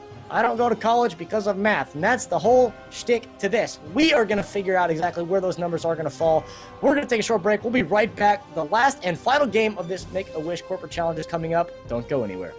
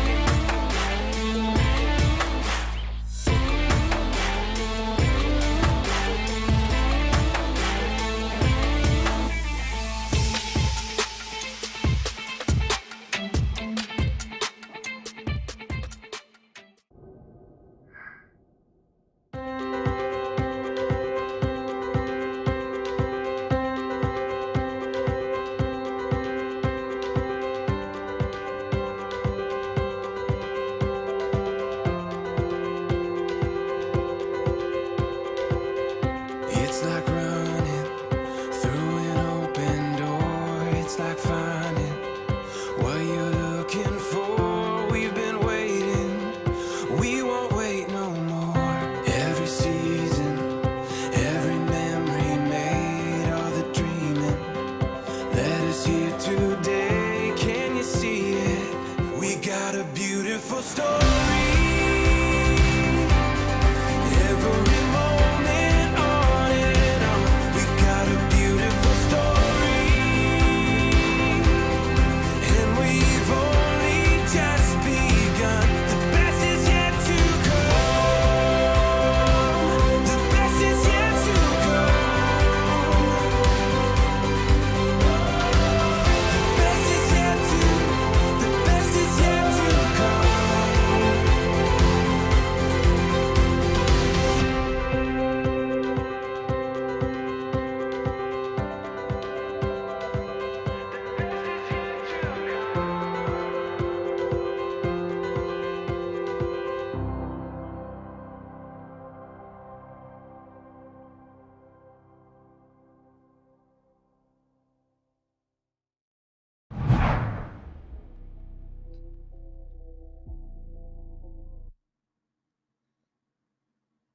Good evening, ladies and gentlemen, boys and girls, and welcome back to the Make-A-Wish Corporate Challenge presented by Skillshot. My name, still, as it has been since the beginning of the show, Trevor McNeil, and alongside me still, I guess, Troy Pib Caswelling, and here we are for the final game. Round number 4, game number 4. How you feeling? Good. I'm excited. Obviously, the last game of the night. We'll see how the leaderboards stack up in just a minute, but looking at how weird of a game, I would say weird, game number 3 was in consideration to the first two because of what happened throughout that game. Obviously, second place team going down immediately. You saw the first place team ended up dropping probably somewhere in the middle there, and then Ariel and Axe barely made it into the top 2, top 3 kind of situation. So probably gave them a bit more points on the other two, which is nice as far as catching up goes for them going into the last game of the night. Also, a huge shout out, obviously, if you were there watching through that those videos, a huge shout out to Make-A-Wish. That's kind of everything we're doing for today. iatl.gg to donate towards Make-A-Wish. Obviously, we got to talk to Ethan and Mike earlier on with their stories, and awesome kids, really smart and intelligent. Really happy that we got to speak with them and obviously see them participate in this tournament as well. We obviously saw Shaman, who is Mike, going back and forth a little bit here in games so far, but we do have the leaderboards for game number 3 or through game number 3. So let's go ahead and take a look as we see the teams lining up. Not too far behind now. Team Jaded 6 points away from first place, so it is in grasp. Yeah, they're right there. That's only 3 eliminations between the two of them, and depending on how this final game goes, it could really go down either way. Of course, Tokyo and Panther still holding on to that first place, but only getting 7 points out of that first game, and that is going to be their placement points plus the 2 eliminations they were to pick up. That is all that they had. That is all that they could get. Ariel and Axe really needed to step up in that one. They're able to reclaim second place, as you mentioned, and now they are within striking distance of the lead of this. So it really does come down to this final game, and I'm excited to see what is going to come of this because, as we saw in game number 3, the team that was in second dropped before some of the players even hit the ground to the team that was in first, and then the team in first was never heard from again. Yeah, true. Everything could line up in game number 4, and to get to game number 4, we got to take a quick shout out to all of the sponsors and partners that have been a part of this to get us to this point. Microsoft, Fiserv, eHire, BitPay, Atlanta Esports Alliance, Alpharetta, you have HyperX, Twitch, Skulls, Access Replay, and the city of Alpharetta. I mean, just some amazing things they've been able to put a part of so far, and obviously for this tournament. iatl.gg to get involved if you do want to donate towards that Make-A-Wish cause that everything is being put on for today. Obviously, we got, like we were saying, got to talk to some really amazing kids earlier on, Ethan and Mike, and just to see the kind of development that's been able to go through. We were talking about it. There's so much that you have to go through at such a young, early age that obviously none of us even think about or, ponder in life that they already went through and experienced. So, huge shout out to those kids and everyone in the Make-A-Wish program for being able to put on and change the lives of these children and be able to see the success stories that come of it. So really happy for them and really excited to go into game number 4 here. The last game of the night, of course, was just saw the leaderboards. Team Jaded 6 or 7 points away from that first place spot. And now it is a bit of a contention. We were seeing that Tokyo and Panther were, from the first 2 games leading into the third, looking pretty far away from everybody else. I mean, 10 points is not too bad as far as a differential, but now it is even closer of a gap to 6 points from second place. So it is definitely still doable, but now we have to see if they get into some early action or if they, stay that safe placement, because that's all they really need to do now is just be safe and make it to the end game and see if they can shine their magic again. Yeah, pretty central path that the bus is going to be going on. You see a couple players, looks like they're going to be hovering over Colossal.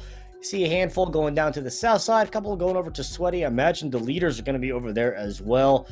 Beyond that, pretty standard and typical drops from where a lot of these players are going to be going. But like you said, coming down to this, where this team right here, Aerial Jade and Aimbot Axe, are going to have to really step up if they are trying to close that gap. We also saw United in Gaming, Renegade in that second game, I think, was able to get like 7 eliminations. So you also have a person that's, snagging those points that Aerial and Axe really need to be able to make up that distance that they're trying to, if they are trying to overtake that first place and come away with this overall victory. Of course, as you mentioned, though, all this, the Make-A-Wish is such a great cause, great event that we've had front to back. Incredible to be able to talk to Mike and Ethan, 2 headstrong kids that just have the world at their fingertips and a bright future ahead of them. And incredible that we're able to have them, and then as well to be able to talk to Ariel on top of that, who's a person that is, as she mentioned, does a charity thing at least once a month. She tries to, and 2020 has really been a great year for her to be able to help partake in this one. So yeah, huge shout out to her to be able to do that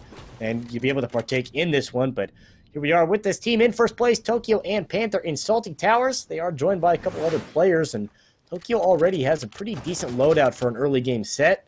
Gonna be under fire a little bit. Trying to see if you can find an angle to answer back on this one, but just waiting, saying, go ahead, I dare you. Do it. Yeah, it's Sage. Shane is going to be the one to pop off as at least the start of the tournament, or that start of game number 4. Yeah, didn't have a great start in games 1 and 2, but immediately going to take one down in game number 4 and had some early action in game 3 as well. So back into it once again. Some white health damage being shot. Axe going to notice that and try and go for the kill. Tokyo going to be the one to take that away from him, and it's our boy Mike. Shaman there is going to drop down. Go in Salty Towers. All the action is here. By the way, these are the top 2 teams in Salty Towers. Just to point out, this is Axe and Jade as well as Tokyo and Panther in Salty Towers here.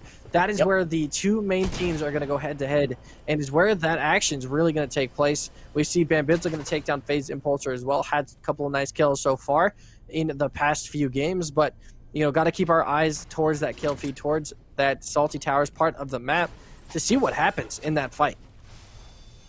Yeah, see if they even decide to go into that, because of the fact of, it holds a lot of weight. If you come out on top of this one, either one of them, if you come out on top in that fight, you're able to get this, but you're going to be having at least that little bit of an advantage moving on. At that point, you just have to capitalize and perform going through the rest of the game if they do, but for the time being, we do see a little bit of a skirmish here going on. Aggro going to be tagged there on the back, is going to be trying to find an angle.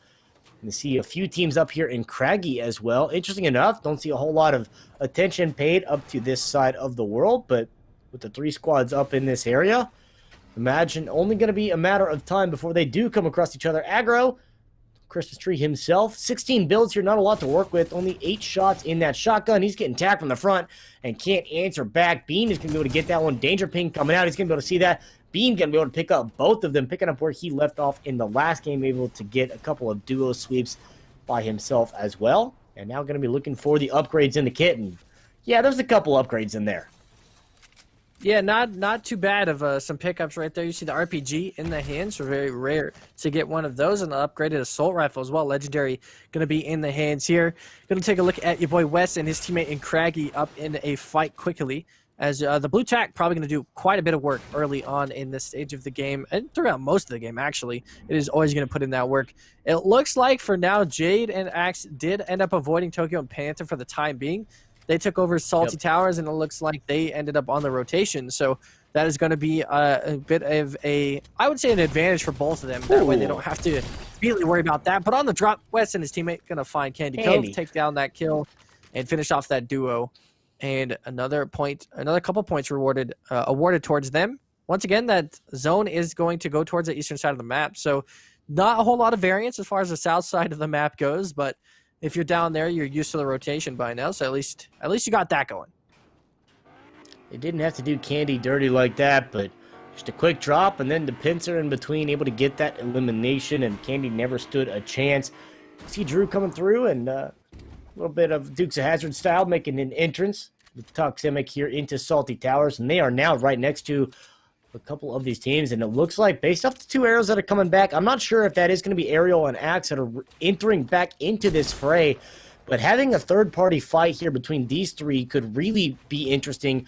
You see Toxemic did see the enemy up there on the high ground. He's going to get tagged from the top. A lot of damage coming through. Going to lose all of his shield down to 78 health here. Has not answered back at all. He's just going to go down and going to be taken out. Axe is going to be able to claim that one. So Axe has entered back into the fray, and they are going to be right on top of the team that is in first place once again. Of course, here you see Drugs and Papa Lev was the team that came away with the victory in the last round. Find themselves on their lonesome here in the Weeping Woods. But again, as you mentioned, though, we've got to keep an eye on that feed to see if anything's going to come out of that. Already a 2-on-2-on-1 in Salty Towers. This team's stacking up on top of each other. Going to keep things interesting. Axe going to go down. Tokyo is going to be able to take that. So this is huge. Now it's up to Ariel to be able to finish this one off, if not to be able to pick up the revive on the Axe. Axe, of course, going to be given all the comms here to help Ariel out as to where they are at, where they're going to be coming from.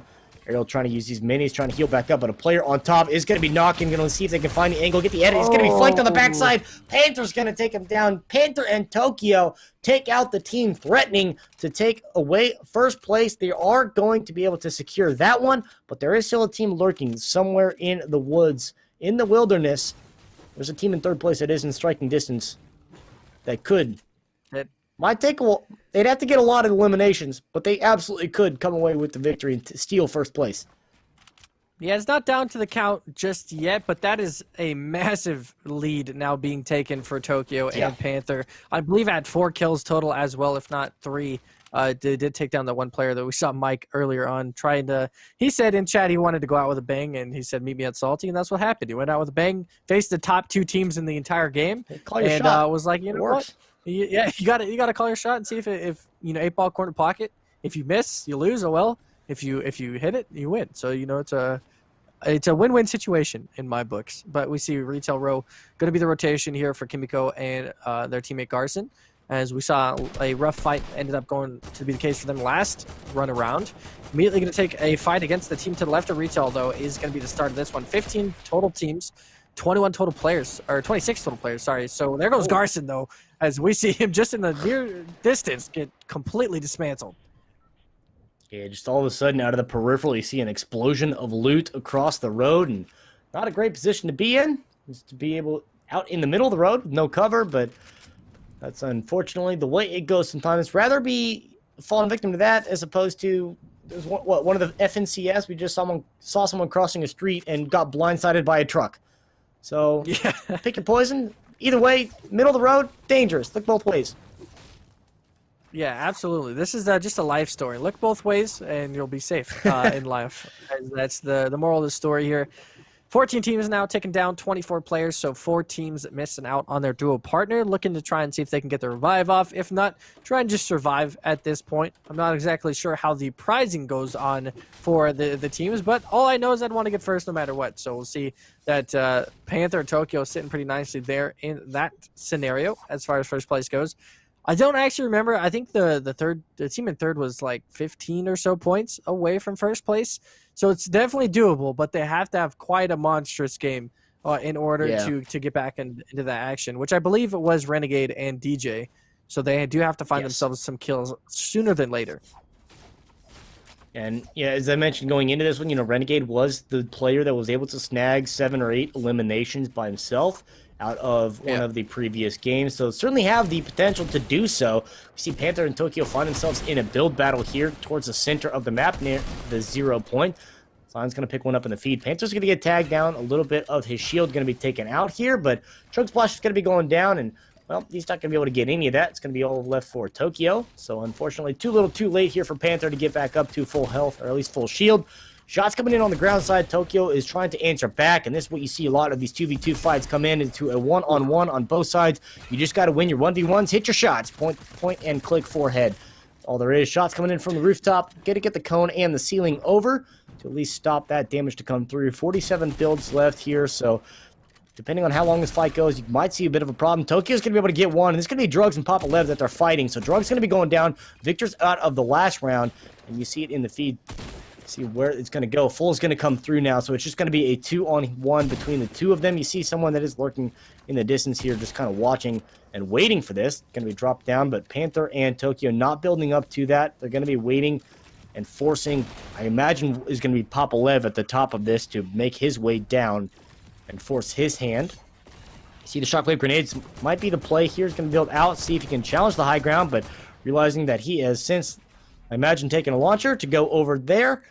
And now they might be on the chase here. You see, again, using those builds to get these crystals, move a little bit faster, much more efficient than actually mining them out, but going up on the chase, and I don't think they're going to let him get away that easy. Yeah, from the chase that I'm seeing so far, there's no chance they're going to let him get away that easily. And so far, was looking pretty nicely until they saw him on the jump over and is now getting collapsed on immediately. As we see, 4 kills total for this team. If they get a 5th here, they are looking pretty strong throughout the rest of this game. Was able to get away once again. So, I mean, this player is running for their life, and it's working out so far. But immediately, Papa Lev with 6 HP. 6 health. This is one chance. 6 health and a charged shotgun. You have to one-shot. Otherwise, you are, I mean, you're out of the count anyways. But it looks like he was able to squeeze right by them. Oh, no issues. Storm's catching now, so he's got to be kind of scared of that and the team in front of him. Not in a great situation here. Professor's going to go down in the kill feed. Drew's going to try and drop down on the same team. So that is actually going to be a knock on the Panther, and Lev is going to find the kill on the Drew. So if there was a Siphon, he would have gotten it. He's going to shockwave himself with 1 HP into the next zone here. He took down Panther. So that's one of the duo out of for the count. They're going to have to find a res. Tokyo's going to probably get his reboot card right now. That's what he's doing. But wow, 1 HP for Papa Lev and takes down one of the 2 in the top team. Now Raven here on a fight going up to the high ground. Still has 1 HP and a Dream. He's trying to survive. Raven's going to be tagged up. And there's another thing that we haven't even talked about is this jetpack for the extra mobility. But another thing coming in with the Mandalorian update to help a little bit of that elevation as opposed to the shockwaves. Raven's going to be tagged for a lot, down to 25 health here after a little bit of a trade. DJ Smolt's going to be taken down. We saw Renegade in the feed as well. So that's a team that is currently chasing into the second place spot at least, if not vying for number 1, but it is getting harder and harder for them to be able to attain that the longer that the other duo survives. As we saw Panther go down, but I expect to see him get picked back up here rather shortly as his team was able to pick up the reboot card.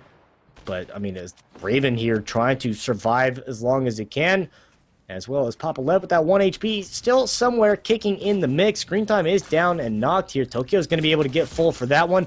Now Raven going to get tagged. Papa Lev coming back one more time. Pick up another one here. 75 health now, looking to see if he can challenge. And Tokyo here in this mix. Imagine if Papa Lev was able to get both Tokyo and Panther by sheer happenstance. Meanwhile, in the rest of the zone, players are fighting for the high side on the hill, but Lev here with the fight is looking to find the angle. Zone going to be moving in, but not a lot to heal, not a lot to work with. And without Siphon, going to have to do something rather quickly. Grenade's going to be going down, see if he can break through these builds, put the wall back and keep him safe, not take any damage of his own. Tokyo is going to be ready and waiting for that one. He's going to take a single shotgun to be able to get that one. 9:21 p.m. here. Not quite that time. It's almost 6 p.m. on the West Coast here, but he's going to go down. Renegade picks up another one. That's at least 4. And, well, 3 here, but at least 4 for the duo. And they're doing everything that they need to do. Unfortunately, the lobby's not helping them out because Tokyo's still alive and picking up his own eliminations.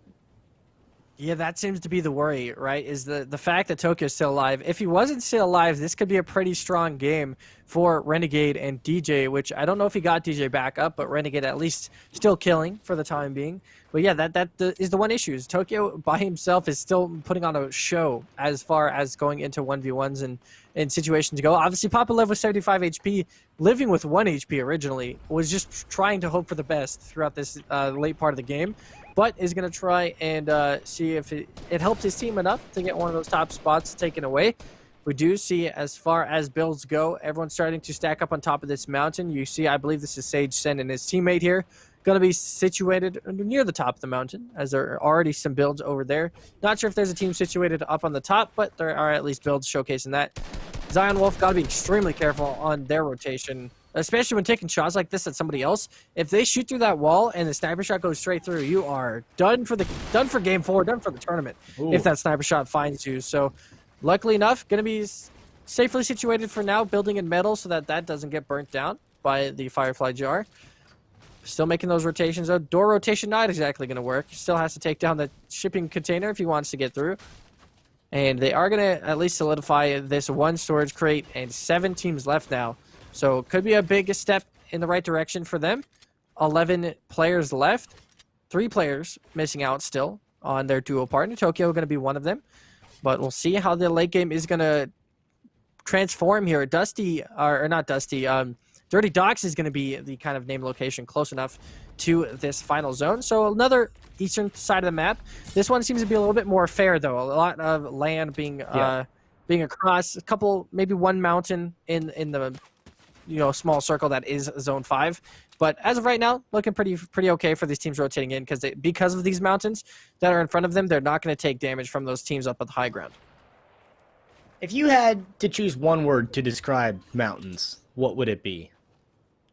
Mountainous. I think mountains are mountainous. I hate you. You are correct. That is the correct answer.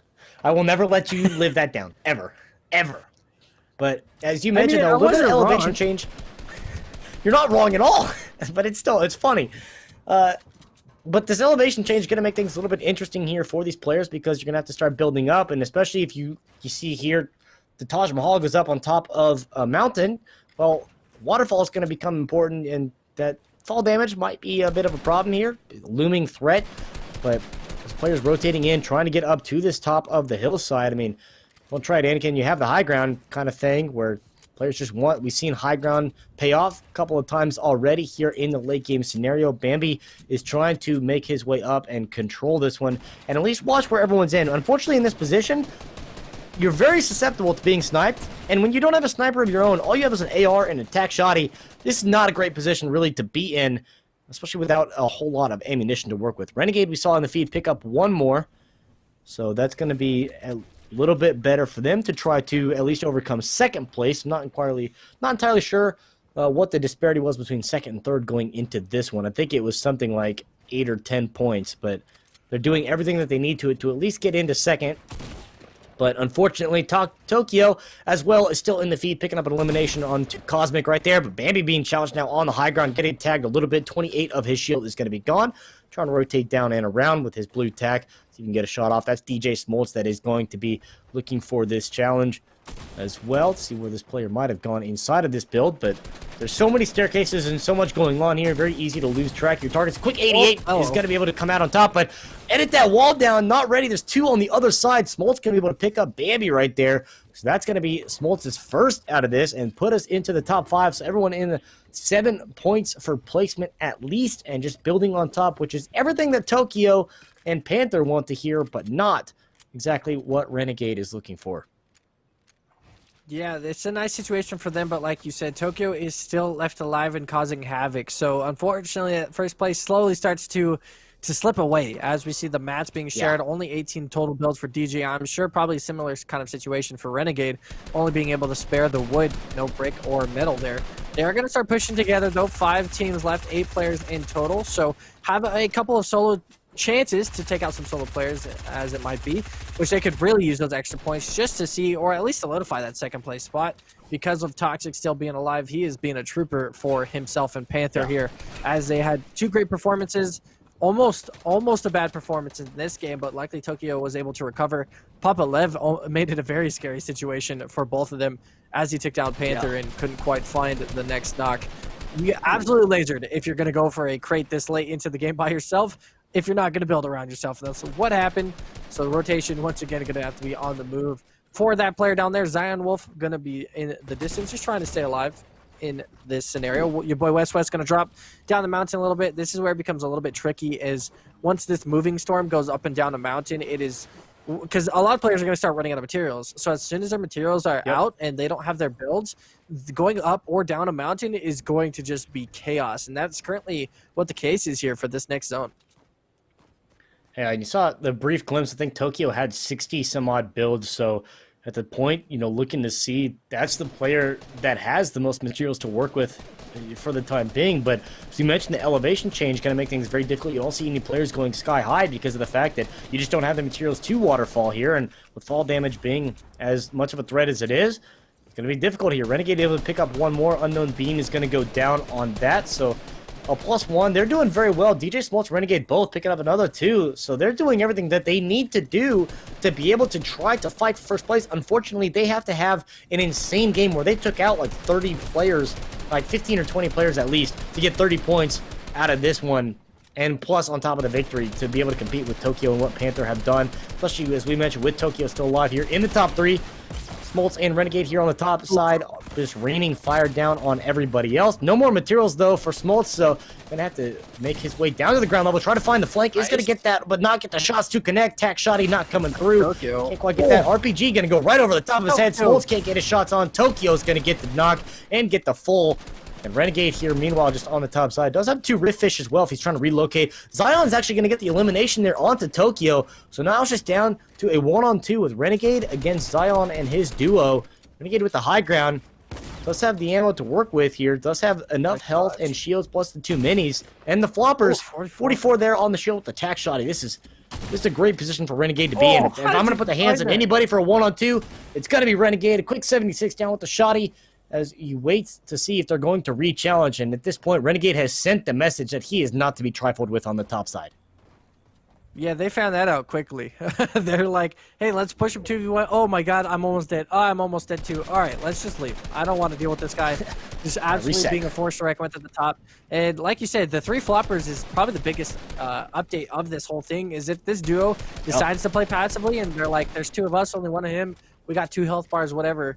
He has those extra 150 health in his inventory with those floppers. On top of that, has some Rift Fish as well if he needs to get out of a sticky situation, if he does lose height or something to this duo here. So nice little bit of damage being traded once again. Renegade not even taking damage in return in all of these trades. So that is ideally the best spot for him. Another 49 and just lasered one. 1 versus 1 now as he takes down Zion. Look to see where that other one is. You see him down adjacent, diagonal to the right. So we look for the rotate around to see where they are. Renegade, though, has been in complete control of this for the last few minutes. Been on the high ground the whole time. Is going to get the floor replacements. Look for these edits. Cone's going to be coming down. You see your boy West. He's going to be on the defensive front here. Doesn't have anything at all to work with. Does not have the heal. Is going to have to take the fight. And is going to be able to find this angle.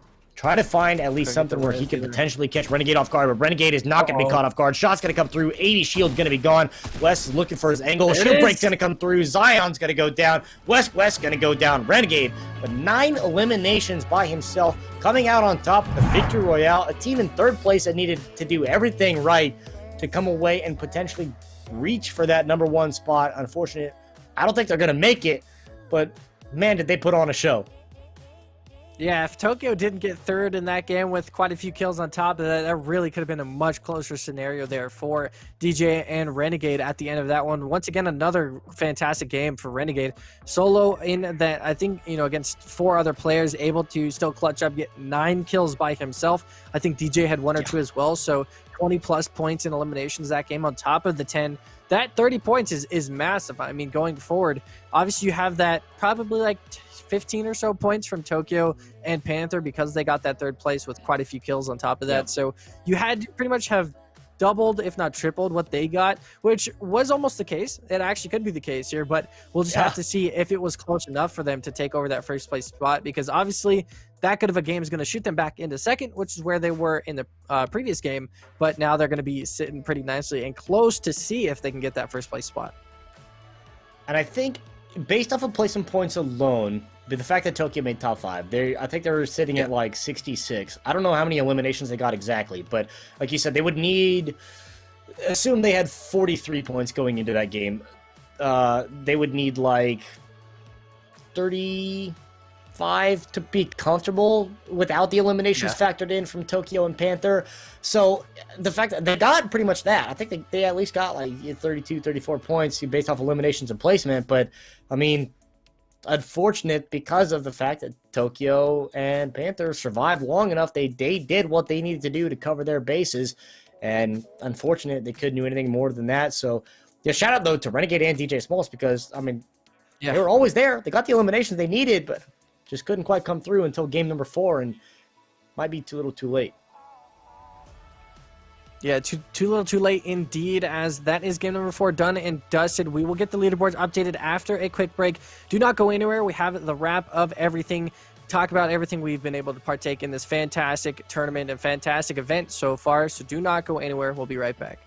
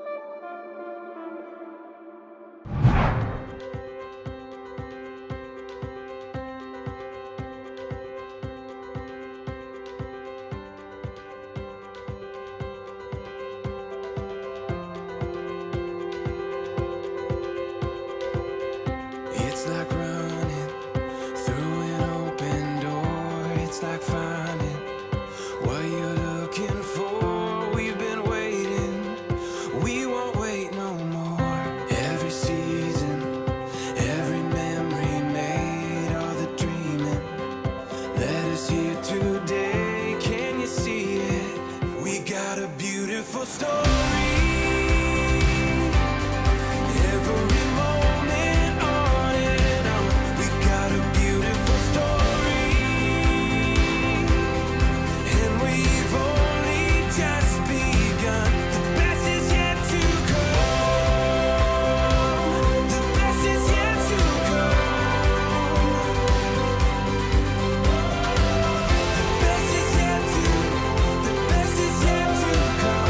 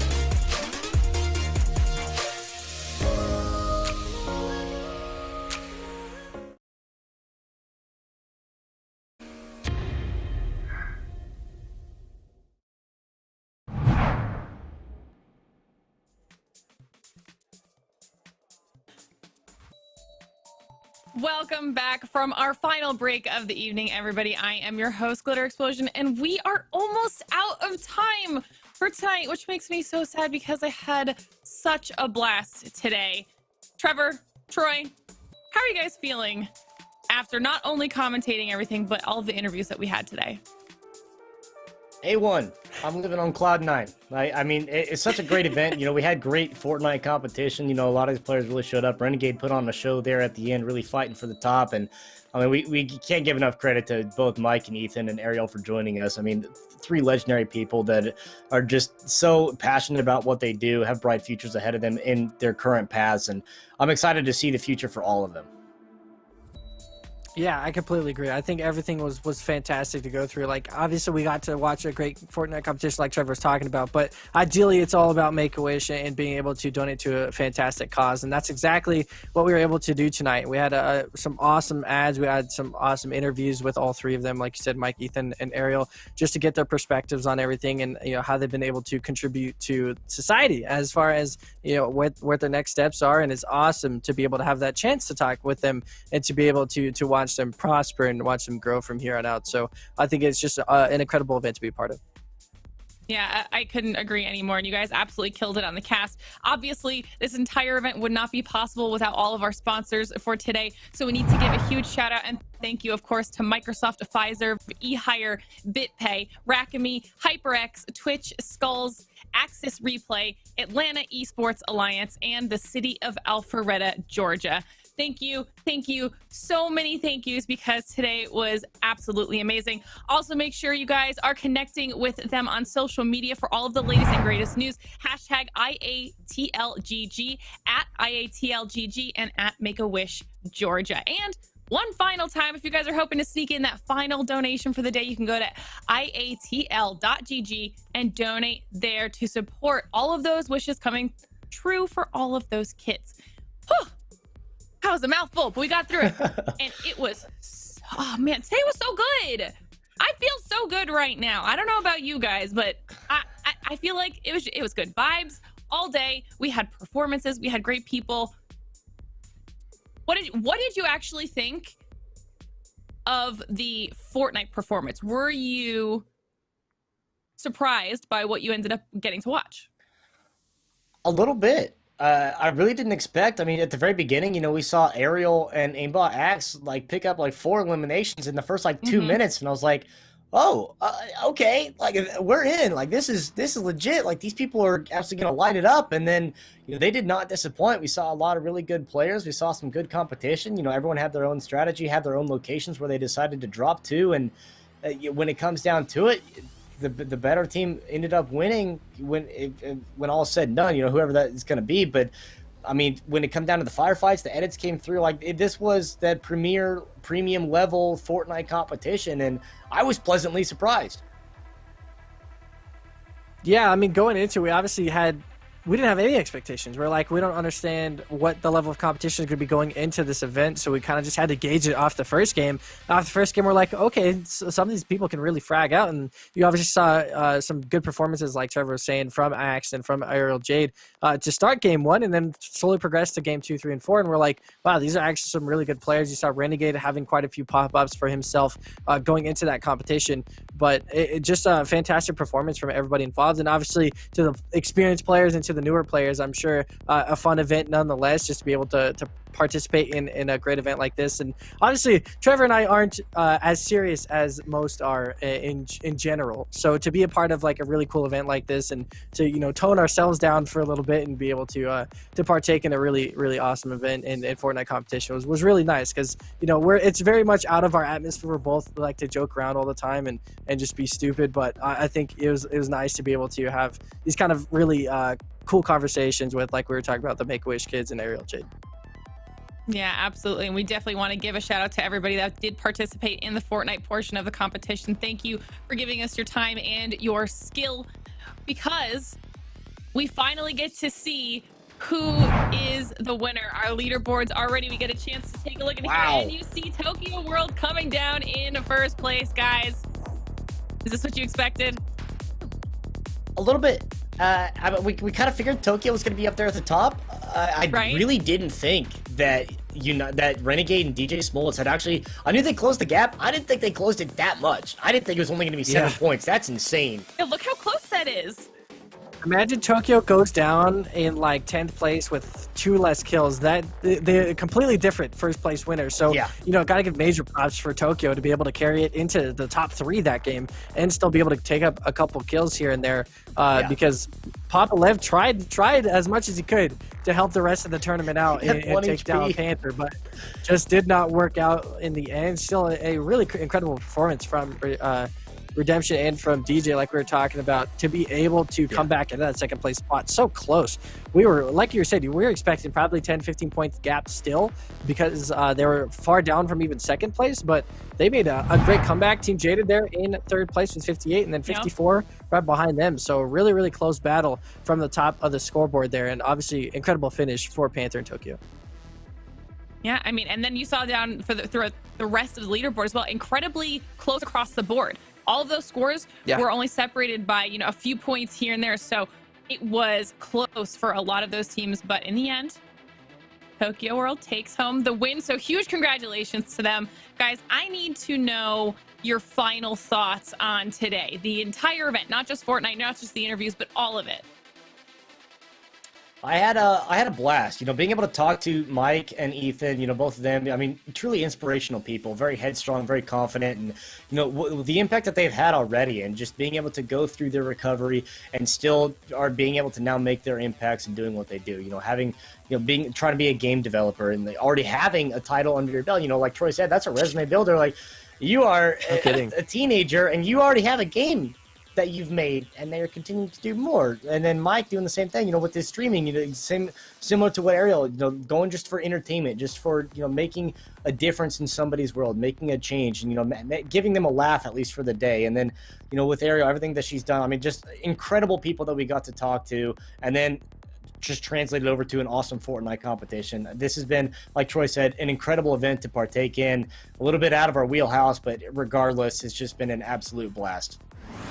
Yeah, what about you, Troy? Yeah, I completely agree. I mean, obviously, those two kids have more maturity than me and Trevor will ever have in our entire lives because of how much they've had to go through. Like, it's just, it's incredible to see their kind of stories and to see the recovery they've been able to make. And I said this earlier in the show as well, just to have, like, it's only kids like that that have such a positive outlook on life and that want everyone else to succeed in their lives, because they know it's not like Ethan said earlier, it's not, you're not fighting cancer alone. You're fighting with other people that are trying to help you, said nurses and all the rest. It is a battle with other people, and that's exactly what he, promoted in his game, as well as, Make-A-Wish is promoting in general. It's just, you're not fighting by yourself. It is a struggle that we all go through, but we all will get through it together. And I think that's so awesome that Ethan and Mike were able to kind of share their thoughts and their experiences over the very few years they've had of their time. And, obviously so much more to look forward to now that they have those experiences under their belt. And it only goes up, really, to those kids. And I'm excited to see their futures and see where Ethan takes his game development. And like I said, it took me 4 years to make a cookie clicker kind of game. So the fact that, Ethan was a part of a huge game process already, has a lot of leadership and very articulate under his belt. And obviously Mike has so much going for himself as well, like you said, for streaming and entertainment business.